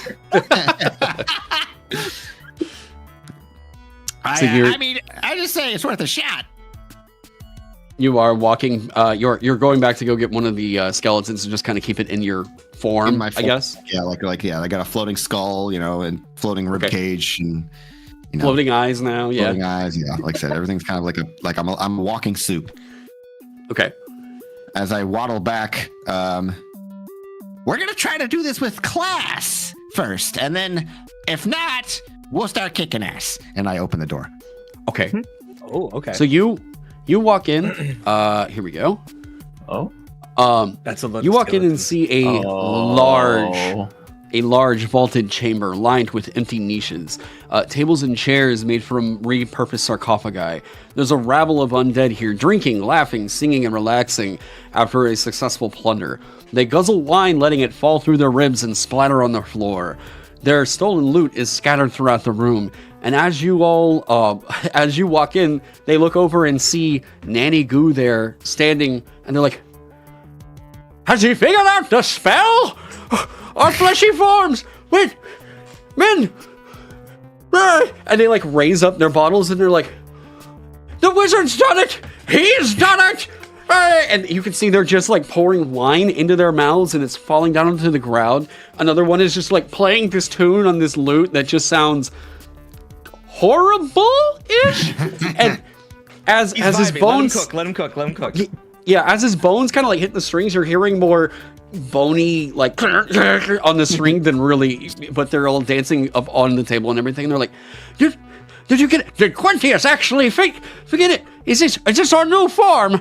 As like 3 of the skeletons are looking over Nanny Goo right now. I grab the wine bottle off of the first skeleton I come across, and I start downing it, and you can see the liquid now. The purple liquid blending with my going down my amorphous body, and I say, "Stir!" and I hand it back to him.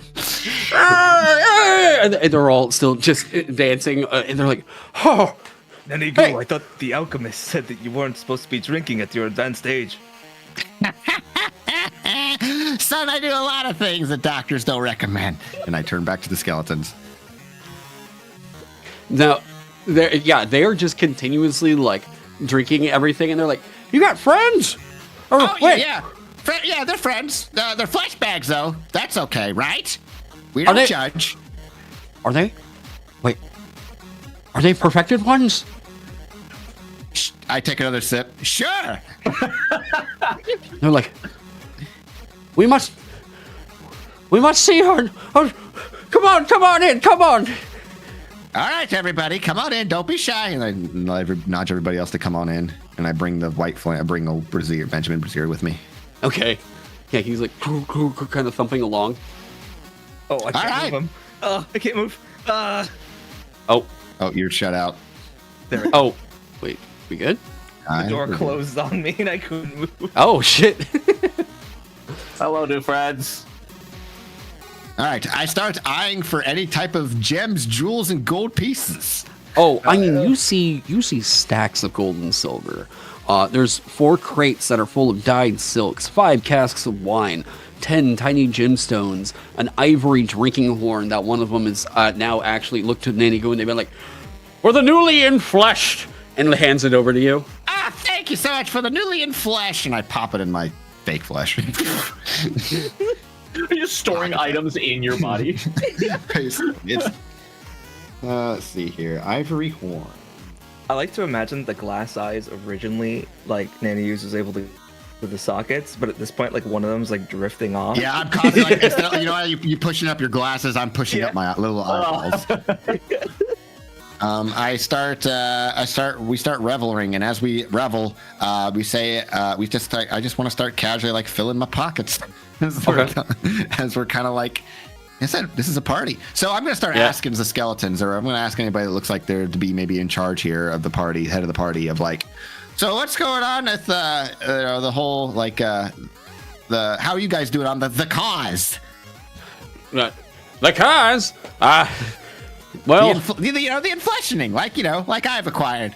Yeah, we've been waiting this entire time for that stupid necromancer to get this spell figured out for us to get back, and it looks like it's working right now. Wait, get two of the rotten ones to go in and get Quintius so we can get this thing started. Whoa, hold on. I've already spoke to Quintius. Quintius is we were the alpha testers basically, and so you see, look, It's an early access. Yeah. You just point us over to. In fact, we haven't even seen Quintius just yet. We'll go see him real quick and just let him know kind of how things went, and then we'll all come back and drink and be all merry, right? We know where he is, but sometimes we get forgetful. So I forgot. Where is he again? Yeah, it's not perfected yet. See how short we are and how tall you all are? It's not ready yet. And he's like, "Oh yeah, I don't want to be short. You kidding me? I'd rather stay a skeleton than be short." That's a really God, fucked up thing to say. that's like the worst existence. A little offensive, but okay. I'm like this for the rest of my life. Thanks. Hey, you know what? They're from another time, okay? Like, That's a fucking excuse. and as they're like, we're supposed to keep drinking. Yeah, just keep drinking. You keep drinking and be merry. And actually, no. I snap my fingers, which is just like a. I go, no. Actually, I want you to. Sorry, how do you snap oozy fingers? It just goes. It just boop. Yeah. I say, tell you what, why don't you go ahead and collect all this treasure and put it right in the front, but drop it off right in the front, and so we can prepare for the procession once everything's all said and done. All right? All right, so you're gonna have to give me an influence check with advantage here. All right, with favor, Pinkertons, go away. All right, favor. All right. You said favor. I never heard anything else. Okay, I have a rules question. If I spend luck and it fails, can I spend luck again? Yes. Okay. So Oh wait, sorry. Wait, let me clarify that. So if you make a roll, fail, spend luck to re-roll, fail. Is that it? I used to only allow it once per roll, but it seems to be that people want to continue using it. So I will allow it to be used again. Probability-wise, boys, we have 4 tries. I don't know what that means. 1. A nat 20 and a 10. Oh, okay. Right here. And then- Right here. I Yeah. roll in the open. So he's like, "Oh, yeah, right away." Hey, Drew. Why do I think Drew for a skeleton name? A fucking I don't know. Drew. Drew's great. I love Drew. Sir Drew. Yeah, Brandon. Go to go get all this stuff. We're ready to move on to the next layer, boys. You heard it. You heard it from the. You call yourselves the alphas? Yeah. Just call me Nanny. All right, everybody, listen to the true alpha here. Get all this stuff outside in the tomb. All right. More of a sigma. We're- Yeah. I'm a Sigma, And, personally. with that, with bro. that, I have my dog that is trying to go outside right now. So, you guys want to do a 10-minute break, and we'll be right back. That sounds good. All right. Yeah. Everybody. It's going swimmingly. This is having a lot of fun. Someone's gonna be swimming. With Hell yeah. Everybody in chat, hang out for a minute. I gotta get Apollo out and all that stuff. We'll be back in 10. All right, guys. be good, All chat. right. All right. I needed a 17 to win that influence, so Let's go. Oh my Yeah, I think God. we're all.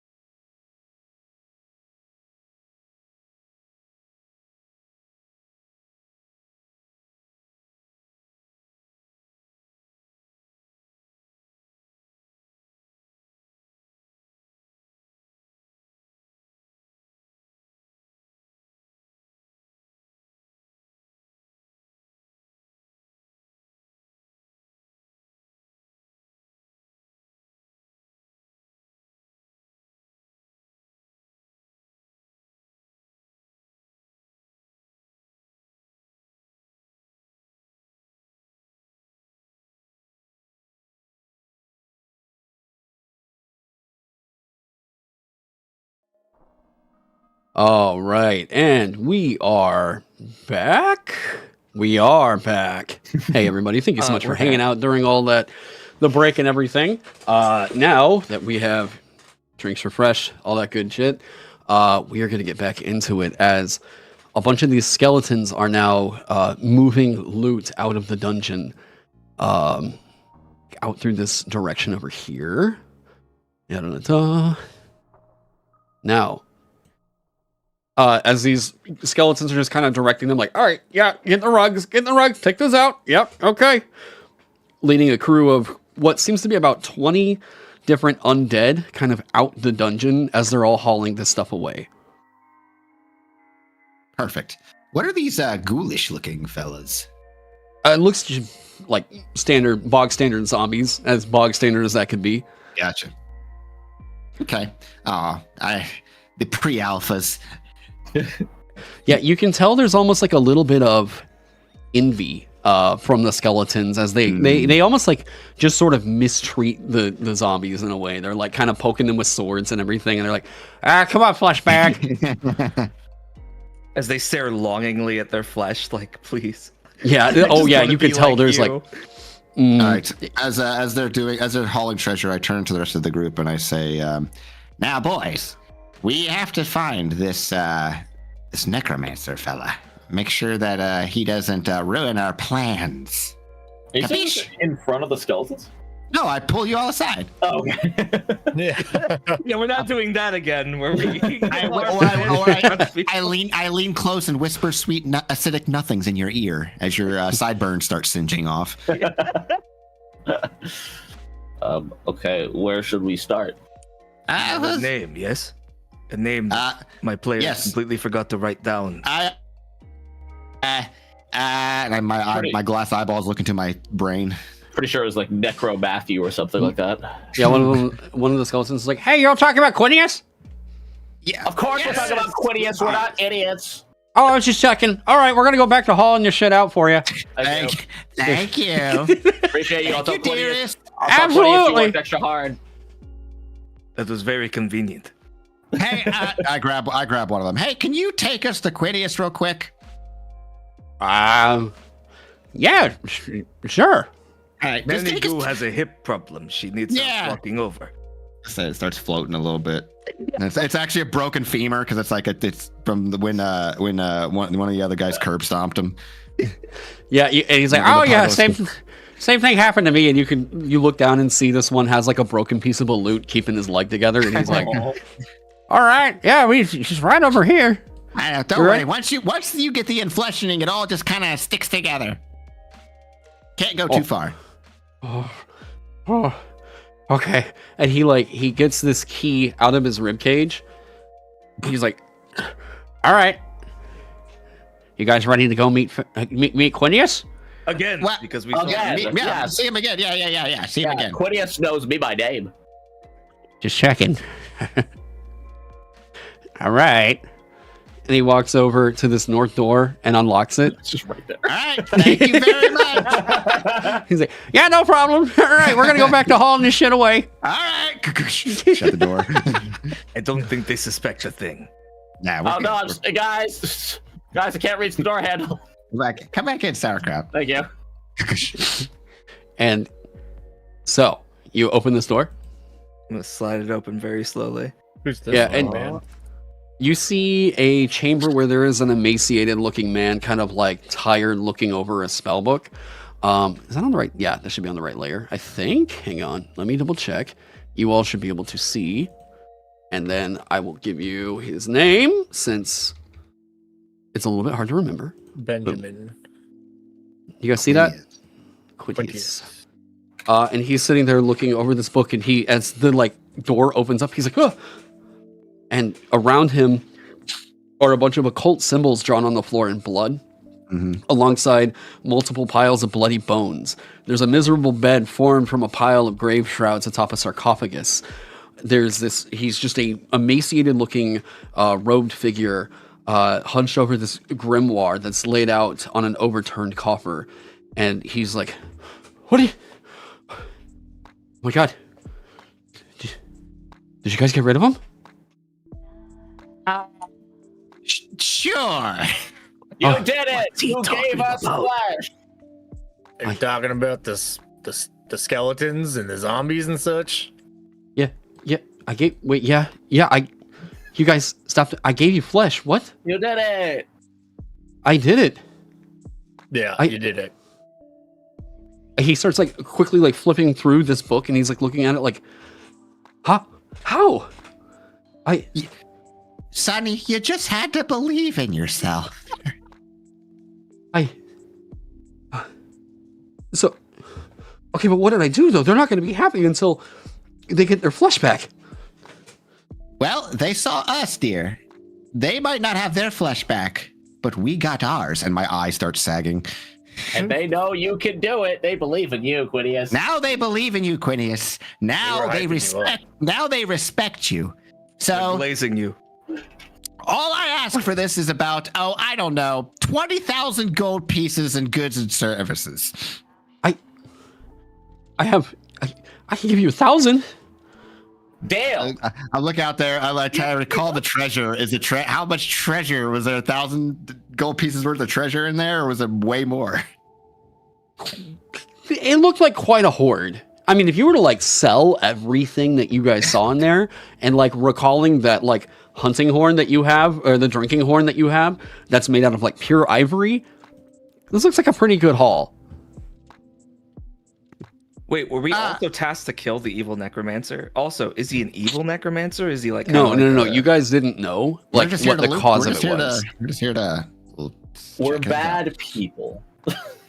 That's true. We should lie with the necromancer then. So Did you say we should lie with the no, necromancer? I think I mean, I lied. we can do that too if you want. Is that what you said?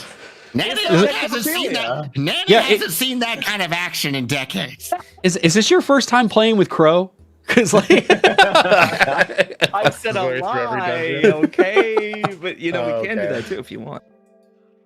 I mean, he's an expert in bones. This is a PG-13 kind of game. Let's get Taron demonetized. yeah. We can only drop one F word, and I think I did it earlier. So might have The whole too. channel. Yeah, just get the whole channel demonetized. Yeah. Okay, it must have been something. Okay, but you dealt with them? They're gone? That's so God.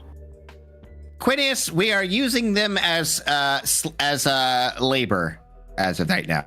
What word you were going to say? That was Are about you- to be a little slip there. Are they paid? Once again, PG-13. PG-13. They're getting I mean- paid in experience. Listen, Quinius, tell us what you were trying to do, and I'll let you know how successful you were. No, I was practicing my magic, and I feel like I could reform necromancy if I could just bring someone back fully. And I kept trying, and then before I knew it, I had made so many of these guys that they locked me up, and they kept telling me to like bring back more of them. And And then Before- you succeeded. Look at me. What? But what did I do? It's called, son. It's called getting lucky. And I take the occult book. I try to grab the occult book away from him. He's like, I lean over to Ivan, like, How long should I keep lying about this? I wouldn't start telling the truth anytime soon. fantastic, just like the rest of my life. Let's go. can you all get me out of here? Quinius, we can get you out of here, but I'm afraid that you cannot practice the necromancy ever again. Now tell me, why are you so desperate about bringing back somebody from the dead? Is your wife dead or something? That's a pretty classic one. No. I just thought it would be. I thought it would be cool. That'd be cool. Look at me. I'm cool. I know. You're my greatest work. I mean, Wait, what about me? Sure. I have actual skin. She's all goopy. I'm not No your one's- greatest work. I mean, well, yeah, but how you could just be anyone. This shows the progress. This is, yes, this is. I'm like the middle. I'm like the missing link. Yes. This is fantastic. All the all the wizard colleges will have to. No, right. No, I'll be in the history books. I'm. First, we have to get you out of here. I'll start flipping through. Can I flip through his Necronomicon here and take a look and see it? Yeah. Flip through the old Book of the Dead. Yeah. So, since we succeeded, do you even need the rest of them? Like, couldn't you dispel them or something? I lost control. Wow. Wait, they don't listen to you? Why? I was reading through that book right there, and I tried closing my mind off and everything I could, but they just kept coming, and before I knew it, they had me imprisoned here and were forcing me to like keep animating their other brigand brothers. So they kept bringing on dead corpses, and then you were just bringing them back. I didn't have any choice. That's fair. I understand. We all do terrible things. And I think about those 6 people that are still. They've been using the fucking bathroom inside their cage the whole time. Oh. No, The guy wanted out is like dying. Quintius, we all do things sometimes we do bad things for good reasons. And like us, like right now, we're trying to acquire as much gold pieces as possible. And well, luckily, we're going to do that with your help. Now, tell you what, I'll even give you a share of my treasure if you just put the whole thing back to pasture.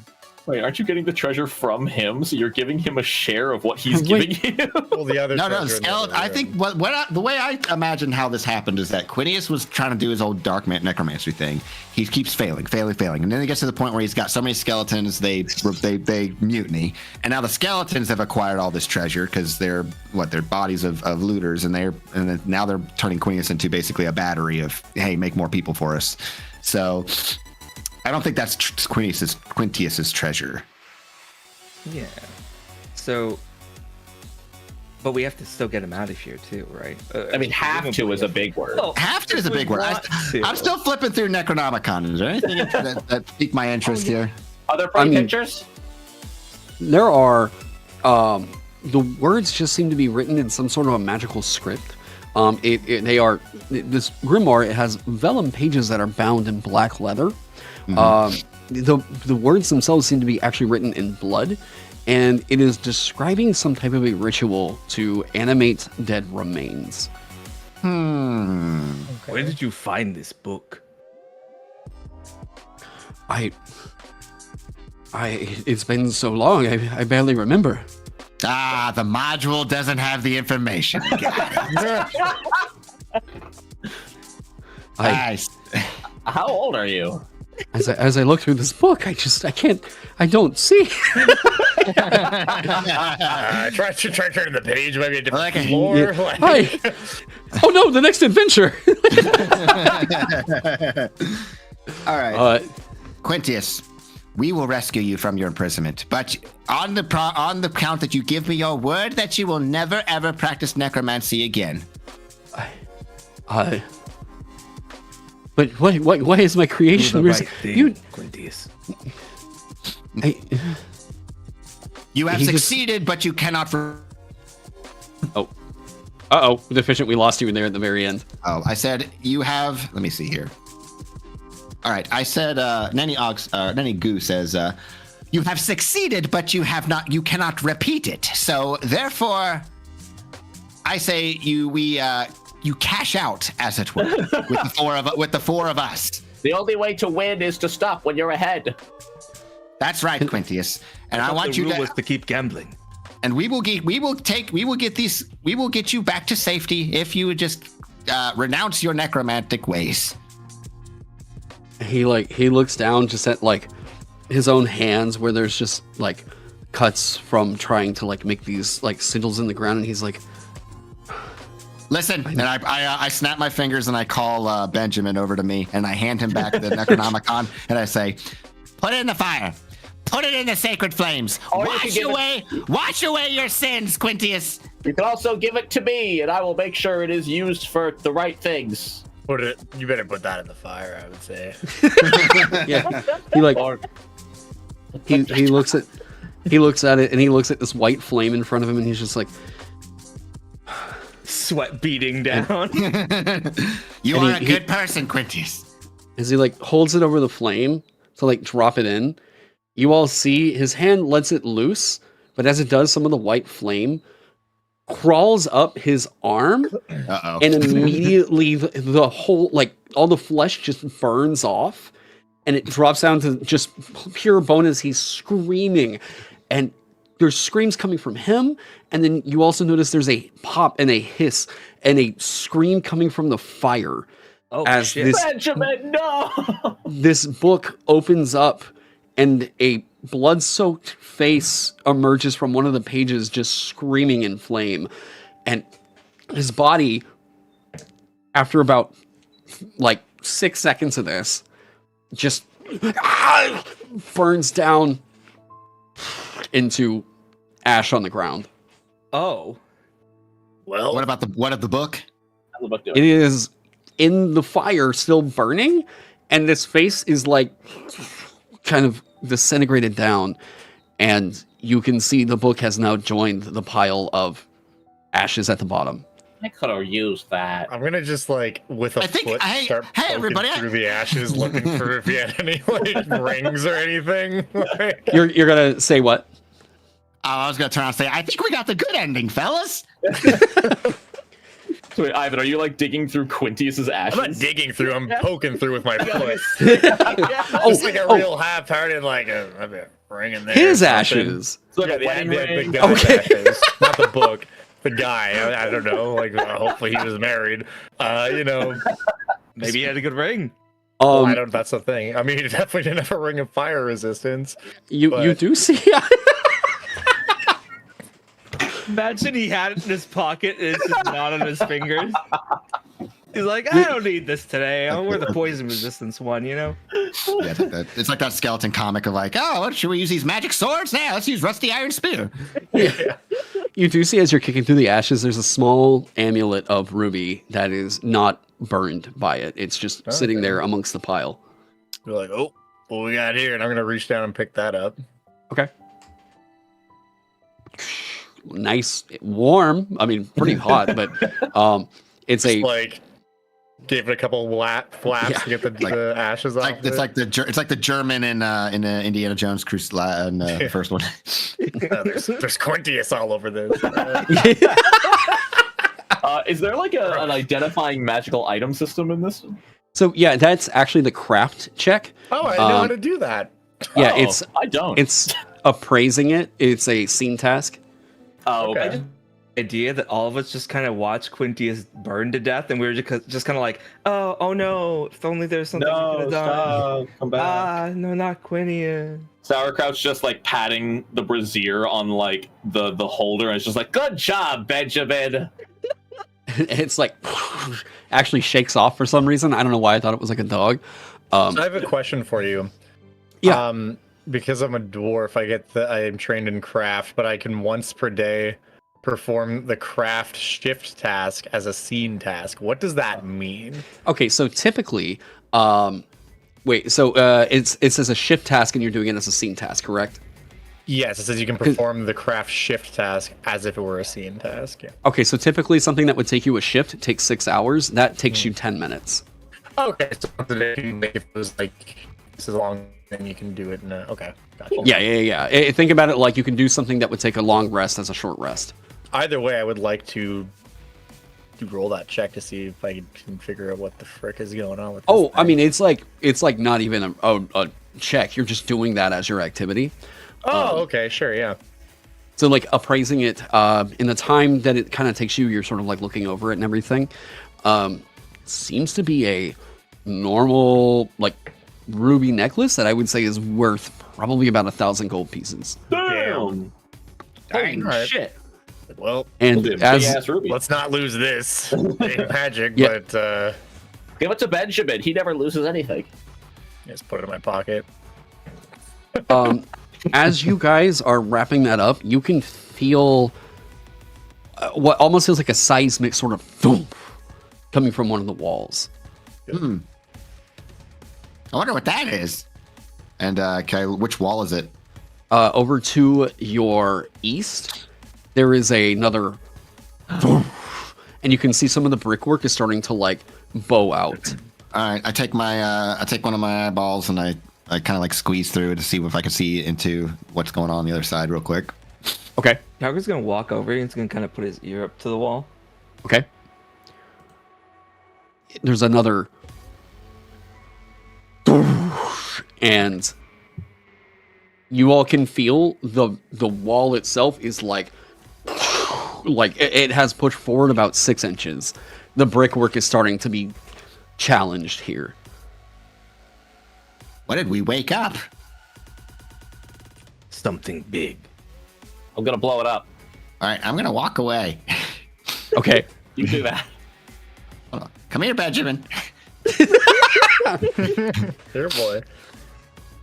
And as you all move back, there is just a burst and a bunch of bricks just fly on either side of the room as a large maggot-like creature comes out from a hole. You see about what looks like a dozen tentacles coming from its face as it's just like and sends these out, just sort of like looking around right now. Quintius, you've been reborn. It's beautiful. Sauerkraut, I think we shouldn't have stayed in the room. Don't worry, I got this. So, what are we doing? We should run away. It hasn't done Cut it out yet? the room. Get out the room. I can do something. Get out the room. Oh, okay. Yeah. Yeah, that's right. That's right. Wait, Okay, fuck, I have to take a step forward first and then go down. Wouldn't that provoke something? Oh, that would be an intercept, right? That would be an intercept. All right, Okay. hold up. Let me. But let you me can work some spend card magic. Oop. you can spend 10 feet of speed to essentially just disengage. Okay, I'll do that. Okay. So Calgard's gonna disengage and like I imagine little tentacles like flap by him as he's walking by. Yeah, just like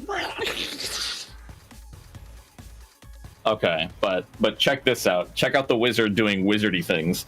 I'm gonna try to, before I move at all, I'm gonna cast Disintegrate directly. I'm not even gonna like use my cards. I'm just gonna like hold up my deck and shoot lightning out of it. okay. So first I need to make sure I can. That's a 3. We're gonna luck that. That's a 3. We're gonna luck that. No way. Come on, these are supposed to improve. That's a 15. Okay. Hey, okay. All right. Now, are you ready for this? All right, let's hear it. I'm spending 2 mana, 1 luck, and both of my study die Okay. to deal 6d6 damage. Okay. In other words, I am blowing my load on this Yeah, thing. this is the fuck off roll right here. All right. Ta-da! 19 point electric damage. You as this Damn. thing reaches out and its like tentacles are kind of like going over towards Calgard as he's like moving through. You just suddenly blasted forth with your deck of cards and as this thing just immediately like starts trying to recede and it as it does, I want you to paint me a picture. Ooh. Oh, let's go. The lightning, it strikes it right in the face of those weird little like tendrils coming out of its mouth and just slowly, like a Thanos snap, just slowly turns to dust. Or rather like an old school Final Fantasy boss. I don't know if any of you have played the old ones, where they sort of shake back and forth and slowly vanish until it's just a pile of dust. And then Sauerkraut just falls on the ground exhausted. Because I just used every resource I had left. So you even like tapping into your own stamina, just and you, as you see the head of this thing sort of convulse and melt away and join the rest of the ashes amongst this tomb as it and the body flaps down, having just burst out of this hole and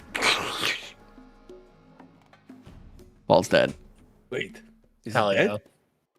Sauerkraut just like looks up a little bit and just says, "Is Benjamin okay?" I shut the door and cast it here. All right, we're all safe now. It can't get it. Wait. 1, 2, 3, 4. Oh, and I turn around. Yeah, one of the skeletons from behind you guys go, "What the fuck was that?" You blew our one F word. The sensors now I like actually say it and it bleeps out. Yeah. He's like, what happened to Quinius? What was that? Quinius has achieved true flesh. All you have to do is take all the gold out and then wait here about 24 hours, and then you too shall become flesh. We wait? Wait, like you've been doing. Well, you can party while we're waiting. We can still party? You can still party. Guys, we can still party while we get new bodies? After you get all the treasure out. Oh. no Make me enlightenment another- without hardship. Some monastic BS. Work He's like- hard, play hard. Yeah. But how are we supposed to get new flesh with him dead? He is not dead. He has gone to the afterlife. Yeah, he went to heaven to ask God to bring you back to life. Necromancy wasn't working. He has now tried divinity, and he will be back in probably 3 days, like Jesus Christ, and will give us a prophecy. Who's that? He's like, wait, what happened to the book? What took it book? He looks and he's like, wait, what happened to the book? What happened to the book? Just go in there and What? see yourself. And then- Go in there and see yourself. As he's saying that, what happened to the book? You see his entire body fall apart. Oh, Oh shit. As Well, all of the skeletons start falling apart. oh, this is Star Wars rules. It's like Episode 1 rules. I like the idea that the giant maggot was the actual necromancer. It's more like Looney Tunes until they saw the problem that the problem happened, you know? Like Wile E. Coyote run off the cliff kind of thing, yeah. don't look down. I And cry. like them understanding the book is destroyed was the thing that killed all of them. yeah. I crossed my arms like, crap. Now we have to take our own treasure out. Wait, No more interns. we have 6 more who are in that cage. How are the cage boys doing? Are you gonna use the emaciating captives as laborers? It's a co-op opportunity. You Sorry, see, I gotta put all these fucking X's on here. it works because they get 5% share. Yes? And then we get 95%. That sounds fair. 5% seems a little steep. Okay, 3. That's 0.5. okay. I'm Yeah, that's no good at math. We fix it later. All right. I say we free the prisoners and sail off into the sunset. hell yeah. All right. Yeah, let's go. Let's free the prisoners. As they're Okay. all walking away towards the prisoners, just Sauerkraut's vaguely like on his back, like on the bedroll, like, guys. Hello? Benjamin will skitter to you like a little puppy. Benjamin, you're here to save me. Like wax and Setting you on flames. fire. Yeah. So, you guys, or I guess Calgard is going over there towards the prison doors. You see one of them go like, "Did you do it? Did you get it?" We got the good ending. Now come on out. And we have an exciting new opportunity for you. Congratulations. You are now one of my elite employees. What? You are We- now one of my elite employees. Oh my god. Yeah, there's 6 of these walk out just looking kind of frail. Not like starved, but definitely hungry, you know. And they kind of walk out and they're like, "What are you? Oh, where do we go? What do we?" You see that gold over there? And I point to some bones and treasure. Like, you pick that up and you take it outside. Okay. And they start walking over, like picking up gold pieces, like, okay. And don't forget, ENnie, there is a lot. They start taking all the gold outside piece by piece. And if you stash any somewhere, you tell us where you stash it. We just want to get back. We just want to get back to civilization. Back to And civilization. the oldest one in the back is like, I just want to hold a torch. Tiger's gonna reach into his pack and he's gonna get that torch. He's gonna hand it to him. Yeah, like not even lit. He just likes having the torch in his hand. It just makes him feel happy. Yeah. Brings him joy. It sparks joy.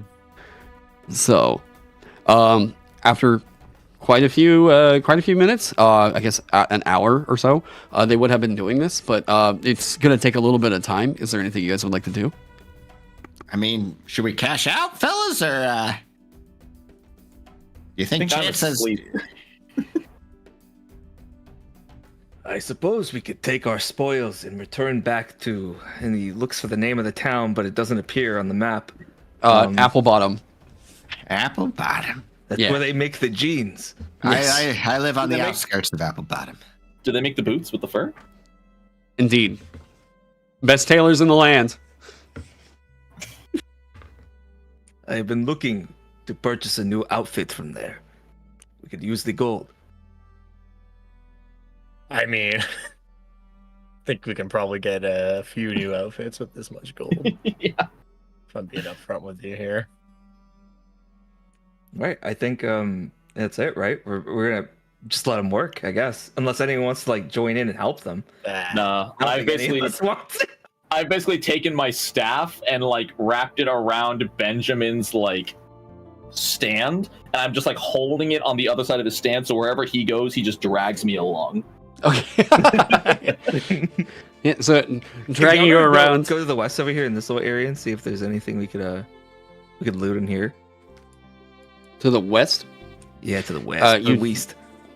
Yeah, you do see. Hang on, let me double check. You do see this room that just seems to be full of like rotting, chewed food, and like there were some what looked to be like pretty big rats that were in here that seem to have been dealt with. Ivan, as you open that door, you immediately see a fucking massive treant who was just like, the unnatural, and he's like tries to swing a branch like in through the doorway. Mm-hmm. I would need you to make me a reflex save. Oh my god. Oh my god, we're still going. Holy shit. I'm unconscious, guys. This is all you. Oh no. I'm gonna reroll that with a luck point Okay. because that was a 5.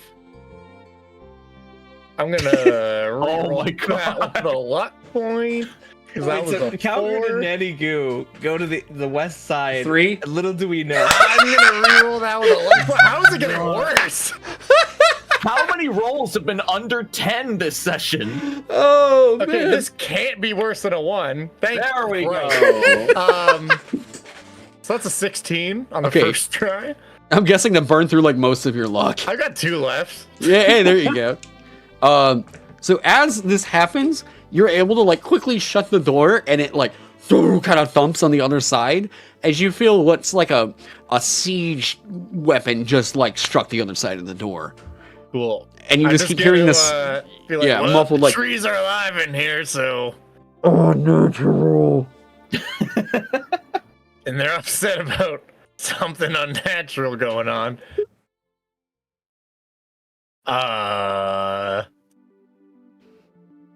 Do we want to even fucking bother with that, or are we just? I was ready to run. I was ready to run off into the sunset with one of y'all. So I say we just cash out. Yeah. I'm just think gonna we like leave it open here. the door a little bit and be like, the skeletons is dead, so go about your business and just close the door. You're like, nerd. And you close the door. I'm gonna leave. Okay, cool. That's actually a good question in chat. Is there a penalty for running out of luck, or can you just not use it anymore? Yeah, you just don't have any more luck. Gotcha. At that point, you're not able to like just choose to reroll a save, choose to reroll rolls, and it becomes a bit of a like, oh, okay, it's what's on the sheet, huh? Yeah. I can't cheat anymore. Yep. So, Alright. so you guys' choice. you all have essentially accomplished like what is like the big overarching story kind of going on in this dungeon. Honestly, the rest of the rooms are like kind of a B plot supporting cast stuff. And like with everything else that's kind of gone on in here, everything else would get wrapped up incredibly quick. Hey, But we killed the Necronomicon. Okay, and then like okay, and then like, hey, we killed the. And his pet bug. So But- I yeah. honestly my vote, but y'all I'll follow whatever the majority wants. But my vote is I kind of just would love to hear like what's going on in the adventure behind the scenes. Like if That's this is fair. like if we cut it end and then we just talk about the adventure itself and like what was going on behind the scenes. But As a Yeah, player, yeah. I do love that in post after the adventure is wrapped up. one of the things I will offer you guys, so there are like 2 pretty big stat blocks in here. You guys just want to fight it anyways? I'm unconscious. are you unconscious? Or you're just sleepy because you're out of mana. I guess I'm just out of mana and luck and study dice. How about You're EP. we'll do this. Everybody gains 1 luck, and you replenish half your mana. Oh damn! No punishment for using everything. Never punished. Never. And punished. you want to just fight this thing? Sure. Yeah, we come back we come back a couple of weeks later and we scope out the rest of the quarters. and Even that craze. tree alive didn't sit right with me. Console command spawns it in like the middle room, you know. Yeah. No, that's 100% what we're doing. What happens when what happens when you run out of luck? Okay, I thought I hadn't answered that yet. Okay. So it's just a big, what looks like almost like undead treant. You can see it definitely looks like a treant, but there's just parts of it that are kind of like almost oozing, like the sap seems to ooze like just gross blood as it drips down. And it's just like, I guess we're in the middle of this buffet room here. So it's just like unnatural. And you guys get the first turn. So we're just lounging around. Calgard turns. Before he turns around, he says, "It's right behind me, isn't it?" Question, Taron. How does imbue work with dual wielding? It's one of the weapons. Now, if we're so dual wielding, you're talking about like their fists or something. Like when like with Ivan, they take the higher of the 2d6 they roll. Is it just assumed that the weapon I imbued is the one that hits? Yeah. Oh yeah. Okay, gotcha. Simple. Cool. Then yeah, I got to shine in the last quote unquote encounter. So I'm just gonna walk up to Ivan, casually just rub one of his guns for luck, and I'm gonna imbue it with something special that I won't reveal until he lands the hit. Okay. Can you give me the cinematic though? What's a little bit of a like? Ooh. Let's see. Very teeny tiny sparkles around the barrel of the gun. No clear element or anything, just very tiny little sparkles. Okay. That's all I'm doing. All right. What are we doing? What do we got? Who's up next? Gap with Calgard here, just so I can give Ivan some support now that he has his sparkly, glowy friendship bullets. And have I come up from the right flank here, and I'm just gonna start punching.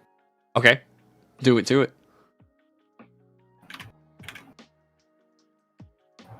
All right, that is an 8. That is a hit, I Nice. believe. Nice. Yep. Still lower than a 10. Ooh. Ooh, that's a good one. Solid hit. That's a Yeah. 6. And remind me, sorry, real quick. Impact. Is that? I was trying to remember if that was the 2nd or 4th level feature. It's 2nd. I remove 1 armor off it if it has armor. Yeah. So Permanently or just for your attack? you ignore it.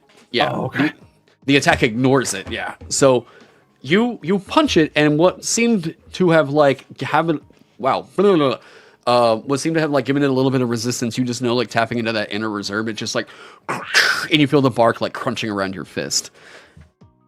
That is 5 damage total. Hell yeah. So he crunches his fist into the bark. He's got like bloody knuckles at this point. He just keeps wailing away. Hell yeah. He's doing like the what's it called in the second Kilbo movie? You know when you got your how she had Oh, her fingers like the- that, and she did that over and over again. 1-inch punch. yeah, the 1-inch punch. All right, what we got? Ivan and Nanny Goo. I mean, I'll shoot him. I'm just gonna All right. shoot his ass. So let's go. Strike true, good Ivan. I'm gonna re-roll that with a luck point. Strike truer, good Ivan. That's a There you go. There you go. And so his Also, crit won't affect my spell anyway, right? I mean, no. It adds it to the damage. I mean, that's nice. I have a quick and- question for you as well. Yeah. At the very beginning of combat, am I able to use my quick draw feature? Because that gives me an extra attack on the first round. Yeah, we'll give that to you right now. Okay, well we'll say that this is what that is, and then Sure. we can do the normal one after. Okay. So let's go ahead and do 2d6. Wait, did those both explode? No fucking Yes. way. Or does only they one of them do. explode? Do those both explode? Yeah. So what am I rolling now then? So wait. Oh, because it was assuming one of the. Okay. So it. God damn it! This is cool though. So it would just count as one explosion. How about this? Okay. I'll give you the extra 6 there as the exploded die. Sure. Nice. Okay. Which means yeah. that it explodes again, right? Wait, does an explosion Sure, explode? right? Because it's another 6. It's so this is a thing that I'm trying to feel out right now because what Okay. I'm looking at doing in the printed book on explosions. So Savage Worlds they continue exploding forever. I guess that's what I wanted to know. Yeah, because it's pretty different in cool. every system. Yeah, that's the thing that I have liked, but Savage Worlds works off of a different damage structure. So Right. enemies have a bit more inflated health pool, and that's what I've been kind of trying to figure out. But the thing that seems to be really fucking fun is that they just explode until What are the odds this rolls another 6? About 1 in let's 6. let's go for it because you also have whatever the hell it was that Oh, that's still good. That's a I mean, 5. come on now. 17 damage Hell and yeah. your modifier on top of that. Which is 6. Oh my So 23. You outdamaged me, you bitch! And whatever it was that sauerkraut did to your gun. Oh, that's right. So, do I have to roll a cast check for this still? I mean, no, it was the attack roll is used for the cast check. Gotcha. As this thing is possibly just blown to smithereens and is dead anyway, the entire thing shrinks to a smaller sized creature. I cast my Shrinky Bopper spell. Excellent. Okay. So it kind of shrinks down. How much was the damage total? 6, 12, 18, 23. 20, is it okay. Okay. Wait, no. That's 23. There we go. There we go. I think that's correct. I think. God. So yeah, you shoot it and think you just see bark and everything just blow off of it and think you've killed it, but in reality, you shrunk it down to the size of like a nightstand. So it's still alive? I mean, it's like. Okay, so then I'm going to take my regular attack. Let's go! Wait, does that mean it shrinks again? It can only happen with the one effect. That, It can only be under the effect of the same effect okay, once at a time. Yeah. the 10 so funny. is a hit, but I'm going to crit fish a little bit here because Do it. currently, because I haven't missed a single time on a turn, I'm critting if I hit a 16 or actually a 15 Ooh. or higher right now. Because this is oh shit. Oh wait, hold on. That crit, the sawed-off shotgun is a brutal weapon as well. A brutal, yes. So that adds more damage, right? So brutal is another D6 on top. It's another of it, D6. right? Yeah. Okay. Let's just see. So another 5. Okay. All right. Yep. So it's He's 28 hurting. damage from the first. He's hit. hurting. So here's the thing: like you can re-roll the 10, or you could add a D6 to it. I don't actually know what's more likely to get you a crit. Oh, yeah. I think re-rolling because if I re-roll the D6, I would have to hit a 5 or 6, which is what like a 2. That's like a 1 in 3 chance. Right. Hitting Oh, 6 sorry. You can hits. only add luck to damage, not to a check. Okay. So yeah. Is it a study die that can be added to a check? A study die can be added to a check. That's correct. Does everybody have a I study have die? one more luck point. So You we do. might as You do well. because your class has some stuff that relies on it. So for all the Gotcha. demos, I give everybody that has that. Let's Yeah. go. So that's a 7. Hey. Let's go. I'm out of luck points, but that is going to be a crit also. Okay. So let me go ahead and roll my 2d6 for that. No sixes, but one of them is a 4, so that's plus 6, so that's another 10 damage. Paint me a picture. And you That's a total of unload 37 damage. God, I felt bad doing 19 in one turn, like I broke the system, but No. So it's literally just like one arm comes up, blam, blasts him, shrinks him down, whatever. And he's like, is he dead?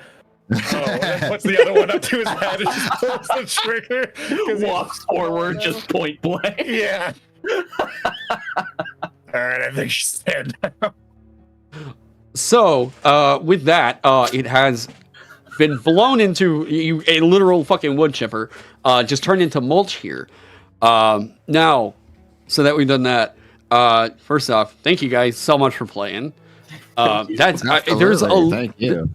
Yeah, there's a little bit more to it, but like I said, it's mostly a B plot that like kind of gets resolved while the A plot is wrapped up, and it's just kind of a bunch of like, oh, I'm gonna escort you over here, and you know, but yeah. So, what do we That was great. That was a lot of fun. I Thank had you a for freaking running blast. your game for us, Taron. Hey, thank you guys for Sarah. I playing. appreciate it. For sure. So, yeah, first off, so this is written another one, I guess for people in the chat. Yeah, what adventure module is this? This is the Barrow of the Bone Blackguards from Old School Essentials, and it's by Chance Dudenak. Here's the book right here.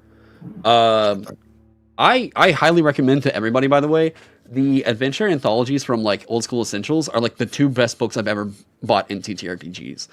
They're just like fast one-shot beer and pretzel style, like, you know, dungeons, and they're all fucking weird and awesome like this. Yeah, I like the story behind that Chance used for this, for beyond just like it's a necromancer bringing in skeleton, you know, raising the dead, and it's like he's actually a prisoner against his own will. I thought that was really cool. I love little twists like that.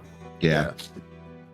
Chance Dudenak also has another adventure called the Black Worms of Brandisford. Black Worms of Brandisford. Yes, Yeah, it's my favorite. It's my favorite.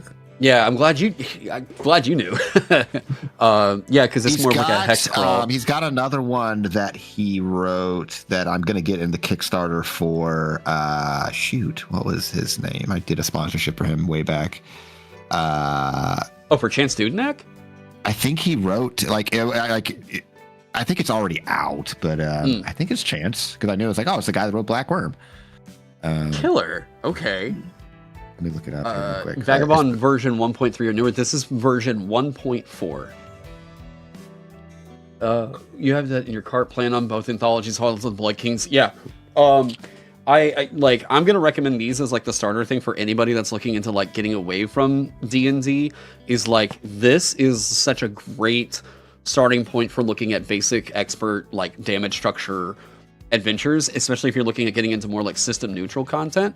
I love all the modules that they put out for Old School Essentials, because they are bite size. The adventures aren't big fat books. They're literally like kid size, you know, little prints like And this. that's all you really need, like, to be able to run a pretty competent adventure too. It's just like 20, 30, 40 pages, you know. I really like a 1 or 2 page one shot, because usually when you add role play and general like hanging out and having fun, that's all you need to fill like a 3 to 5 hour game. Oh, definitely.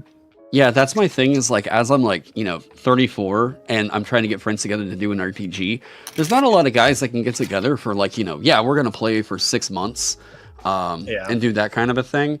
But I mean, buddies that I'm like, we want to play like a pickup game this like weekend and just do a dungeon.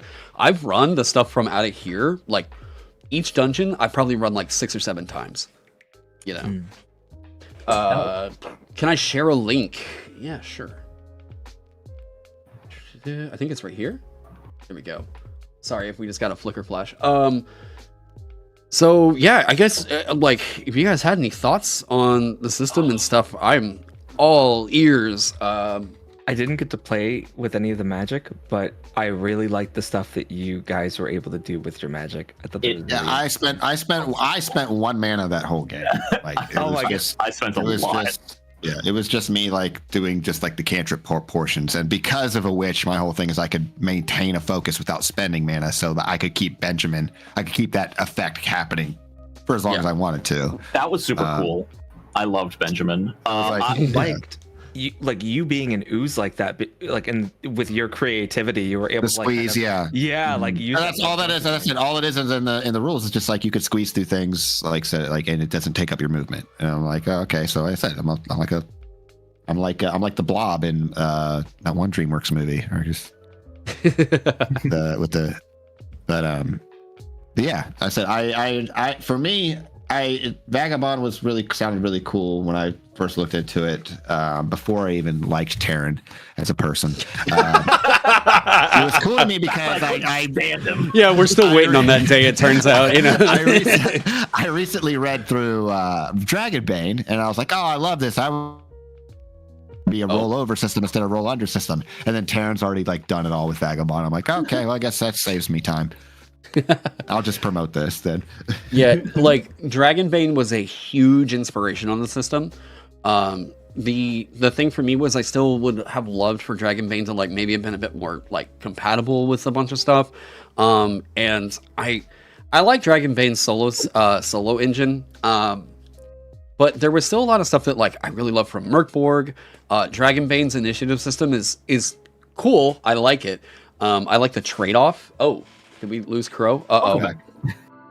And then we got, as soon as he gets his, I don't know why, whenever he switches his camera on, then it puts everybody in the right, like, positions. But anyways, yeah, I liked, so I liked a lot about Dragonbane, but the initiative system always kind of felt a bit like, that still felt like it was kind of going a bit slower than what I would have liked. My issue with my only complaint with Dragonbane on reading it, I haven't replayed it. I've just read it and want to play it straight up to see it, just to find out if everything kind of sounds as good as it reads.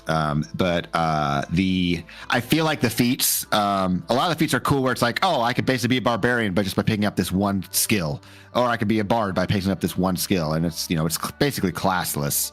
But I didn't like how. There's like the spend mana for evasion and spend mana for block for parrying. It was like a must-have. It seemed like especially for later levels of like because of the willpower. Spend willpower. That's like spend 3 or 4 willpower to get an extra dodge or an extra parry, and it turned into like you kind of have to have this. I feel like just on the I'm just reading through. Yeah, I still love Dragonbane. But I also feel like the action economy might deter some people, because it is like way more restrictive than what I've got going on over here.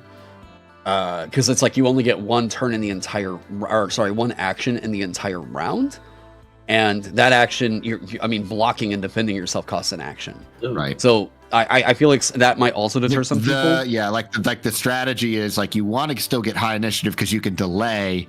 And then you want to you want the monster to aggro you, and then you can use your action to block, and then now it's used its a bit turn, so now everybody else can wail on it. But it was kind of like I guess I'm forced to defend myself, kind of thing. That's like it's not really much choice. It's more of like it is a choice, but it's like the obvious choice because monsters automatically hit. Yeah. Smaller creatures like goblins, orcs, you have to roll to hit still. But yeah, monsters auto hit, so that I think you have to dodge. You can't parry. It's like Witcher rules.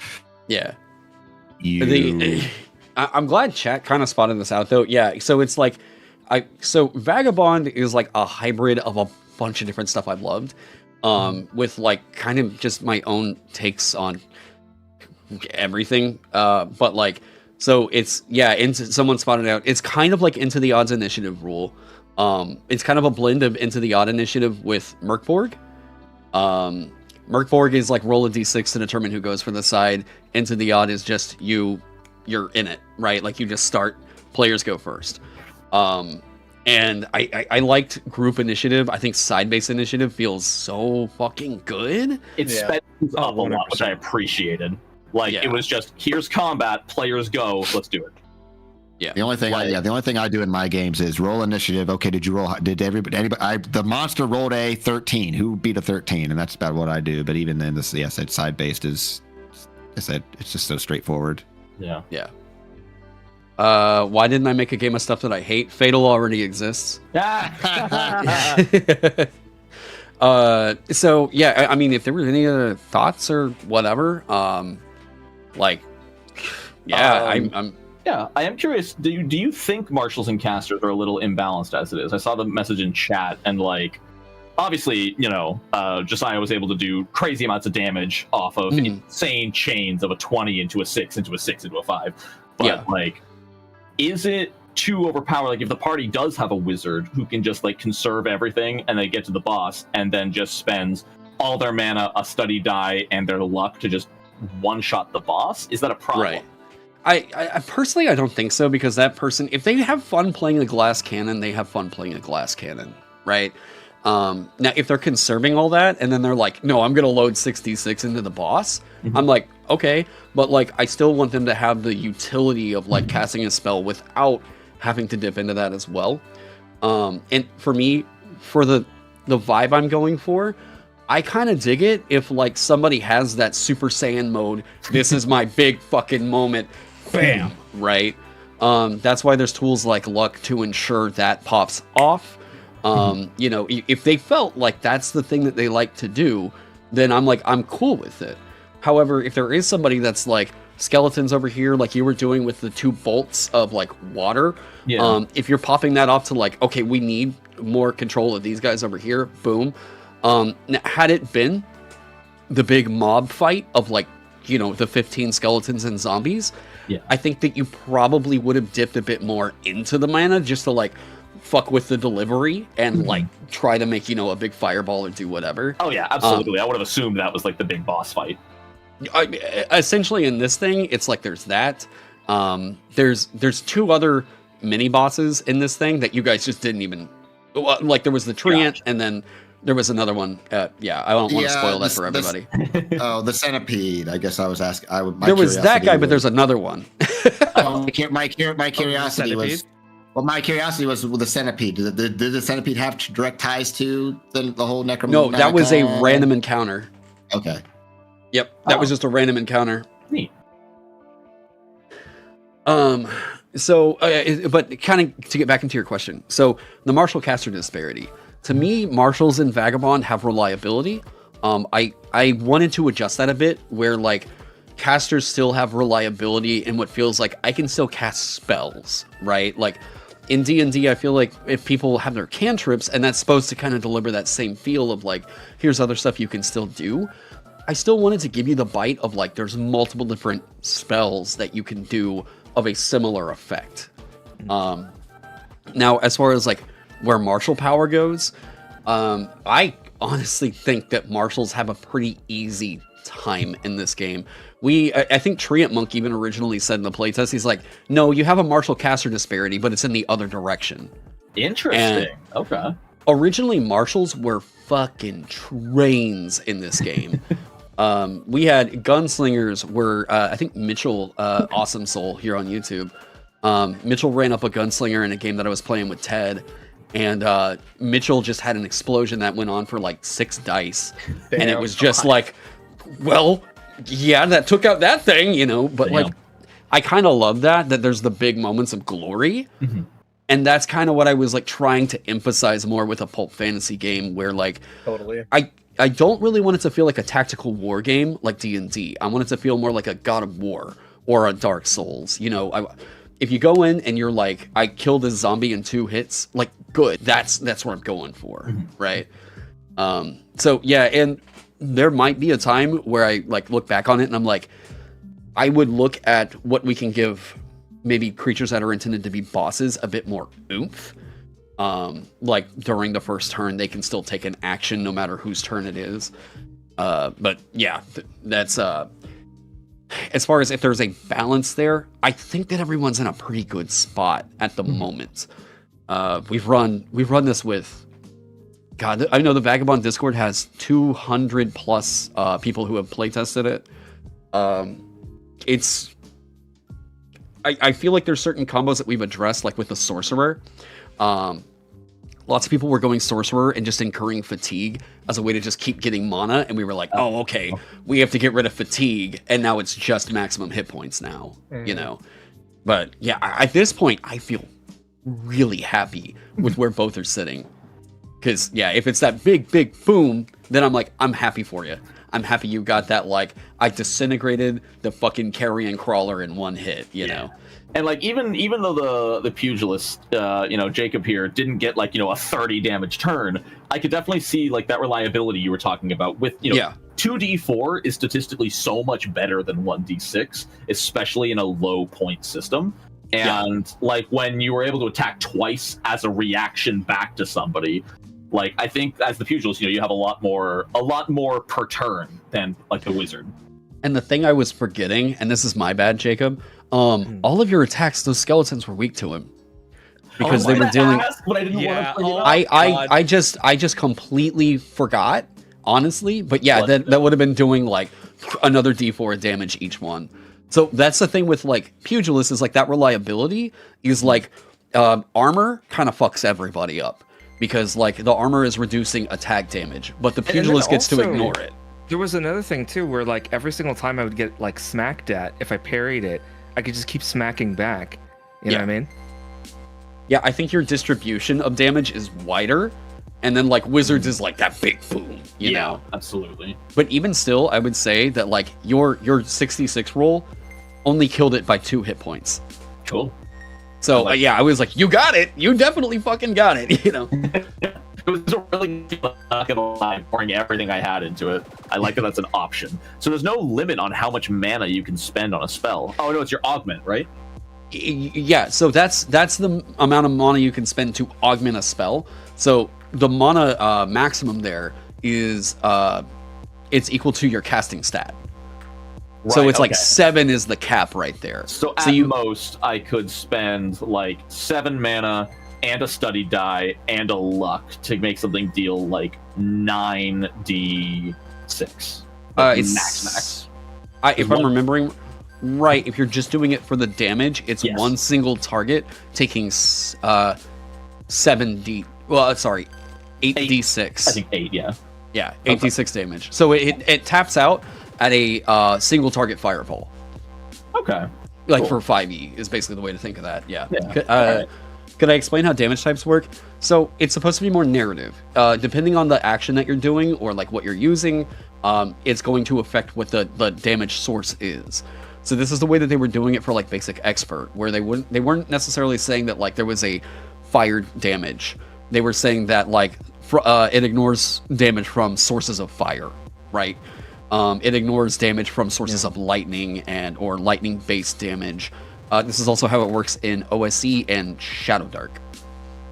So it's more of a narrative. If someone were to say that like they're using a sword, but they're beating someone with the blunt end of it, that's probably, it's going to be blunt damage. Whereas if they were to like stab somebody with it, it's going to be pierce. And then if they like slash somebody, it's slash.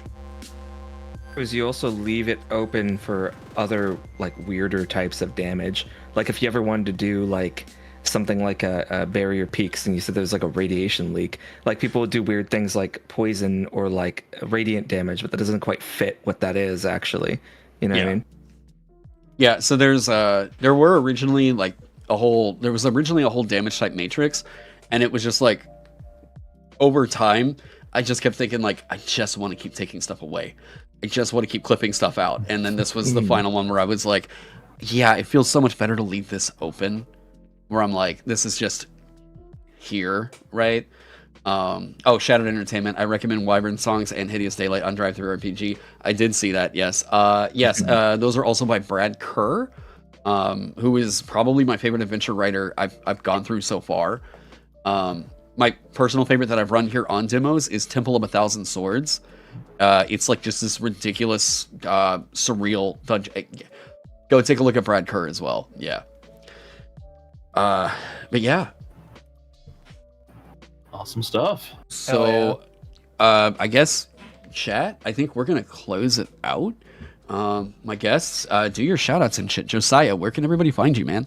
So there's this website, youtube.com. Never heard of it. Indie place. Yeah, it's kind of up and coming. Probably going to sell for like $10 billion to a mega corporation someday.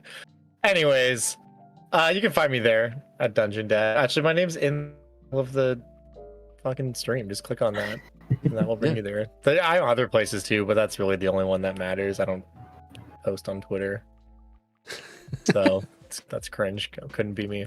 Anyway, yeah, you can find me there. I make videos about D&D and monsters and D&D monsters. They're the same videos. All right, Deficient, where can everybody find you? Hello, I'm your deficient master. I make armchair statements about big fancy role playing game that everybody loves to hate on now. In this style and format. So you can find me at Deficient Master here on the YouTubes, where I also am now to Let's go. D&D, but actually. In fact, I said right before I jumped on, I just finished another D&D, but actually game. So expect to see that in the next coming weeks. Hell yeah. Okay. Chat, he was talking about D&D, but actually, I'm sorry, he kind of clipped out there, but yeah. We got it. We got the meat of it. It's Deficient. We got the Master. plug. We got the plug. Yeah. All right, Nonat. Hey, my name is Nonat. I'm on YouTube at Nonat1s, where I typically make content around Pathfinder 2nd Edition. I try to make content about other stuff that I think is cool, but YouTube says no, so it's mostly Pathfinder because I have to pay bills. But I have fun with it. If you're ever interested in Pathfinder 2nd Edition specifically, I make a bunch of guides and videos about new stuff coming out about it. I'm also on Twitter if you want to follow that. The horny shit. Yeah. It is some horny bullshit coming from Nonat on the regular. Listen. Yeah. Last year was a ride. That was one word for it. that was. I swear to God, there was like one night where like I actually messaged Josiah and it was like, dude, did you see Nonat picked up like 50,000 followers in like 24 hours? Like, what the fuck just happened? I literally just saw a tweet show up in my feed and it was like the fucking Leo like pointing at the TV like, oh, I know that guy. Like, what the fuck? What is this banner art I'm seeing right here in your Twitter? Is that the one with my husband? Oh, my amazing Spanish boyfriend, and then Tiefling Melissa judgmentally in the corner. Yes. Yeah. This is incredible. He has become like one of my best friends in the world. I freaking love Yui so much. That's so good. Yeah. Sorry for. Oh crap! Did we lose him? Taron? I think we're good. Okay.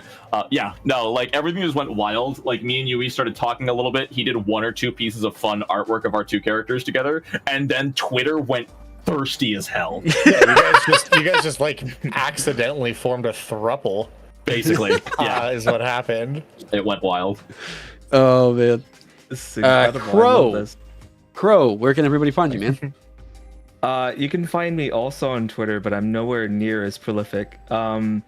I also have a YouTube channel where I cover RPG horror stories. I'm branching out to different forms of content as well, from doing trying to get more into actual plays like this one that we're doing right here. Maybe we play Vagabond later on the channel Handful of Nerds alongside Auntie Haunty and a couple other people. William SRD is also going to be joining in that one. We have an Imperium Maledictum campaign that's coming up. If you're familiar with William SRD's content, he's a big 40k fan, or in Warhammer like in general. He had covered a Mordheim videos. He covered some stuff on some 40k video games as well. I'm also on Twitch. I've been trying to move a lot more of my video game streams to Twitch. If you want to follow me there, I'm at Crowperch or Crow's Perch on basically everything with an E at the end. So yeah, that's where you can find me. Hell yeah. Well, everybody who joined up, hey, it was like an average of like, I want to say 45 people in here. I only saw the YouTube stats. I saw that there were a couple people from Twitch. So like, hey, everybody, subscribe if you haven't already. Vagabond will be on GameFound. You can go follow the campaign. Links to that all down below. Help me get this thing made because I would love to get in a pretty book and get it in the stores. Anyways, beautiful. By the way, I wanted to mention that as well. I love the art style so much. The art is really that's pretty. all Maxwell Polikoff. Maxwell's style just gives this whole thing a voice that I'm just like, you know, it's so close to the pulp, but it's just different. And I also love how your stretch goals are just more artists too. It's not like that's the big deal I wanted to bring on. I was like, because Maxwell's been doing everything. And before we get into print, I was so like, talented, dude. Yeah, he does work for Dungeon Dad's channel. He does work for my channel frequently as well. He's very good. yeah, Maxwell was just a guy who was in my live stream chat, and he was like, "Hey, I do art," and I was like, "Oh yeah," and then checked it out, and I was like, "We're gonna get you very busy," and so yeah. So thank you, Maxwell. Everybody, I hope you all have a great night. If you want to go check this out, the early access version is available. I have a quick start for free that you can go download. We gotta get this party, our characters there on the next piece of art. You know, Let's go. yeah. Yes. Oh man, Everybody would contribute to make that happen. Oh, same, honestly. I'll talk with Max. Yeah, you can also go get the quick start in print right now over on Drive-Thru RPG. 60 pages, get you all the core rules, first to third level with 6 of the 18 classes. That's right, I did say 18. Pathfinder. Come on now. What do you? Eat your Oh heart wait, out. shit. Wait, we got no. Are you trying to outperform Pathfinder or call Pathfinder out? Well, we're gonna outperform. Get fucked No. up. Okay. Are you sure? We'll see. We'll see what happens. Because All right. Pathfinder's up to 27. Someone clip that in @Paizo. Yeah, I can make that shit happen. All right. Yeah, watch Mark Cypher just hit up my Discord right now. Oh, Mark, sweetie. You gotta Oh, get yeah. to like Electric Bastion land with like the number of classes you have. You gotta get in like the hundreds, you know? You gotta- Yeah, I think Troika's working on 68 or something That's right now. crazy. Yeah. Yeah. But Who's that for? Anyways. anyways, everybody, hey, thank you all so much for joining us. Go check out Vagabond. Appreciate you all. Had a blast. We're gonna wrap up here. So have a good night, everybody. Night, everybody.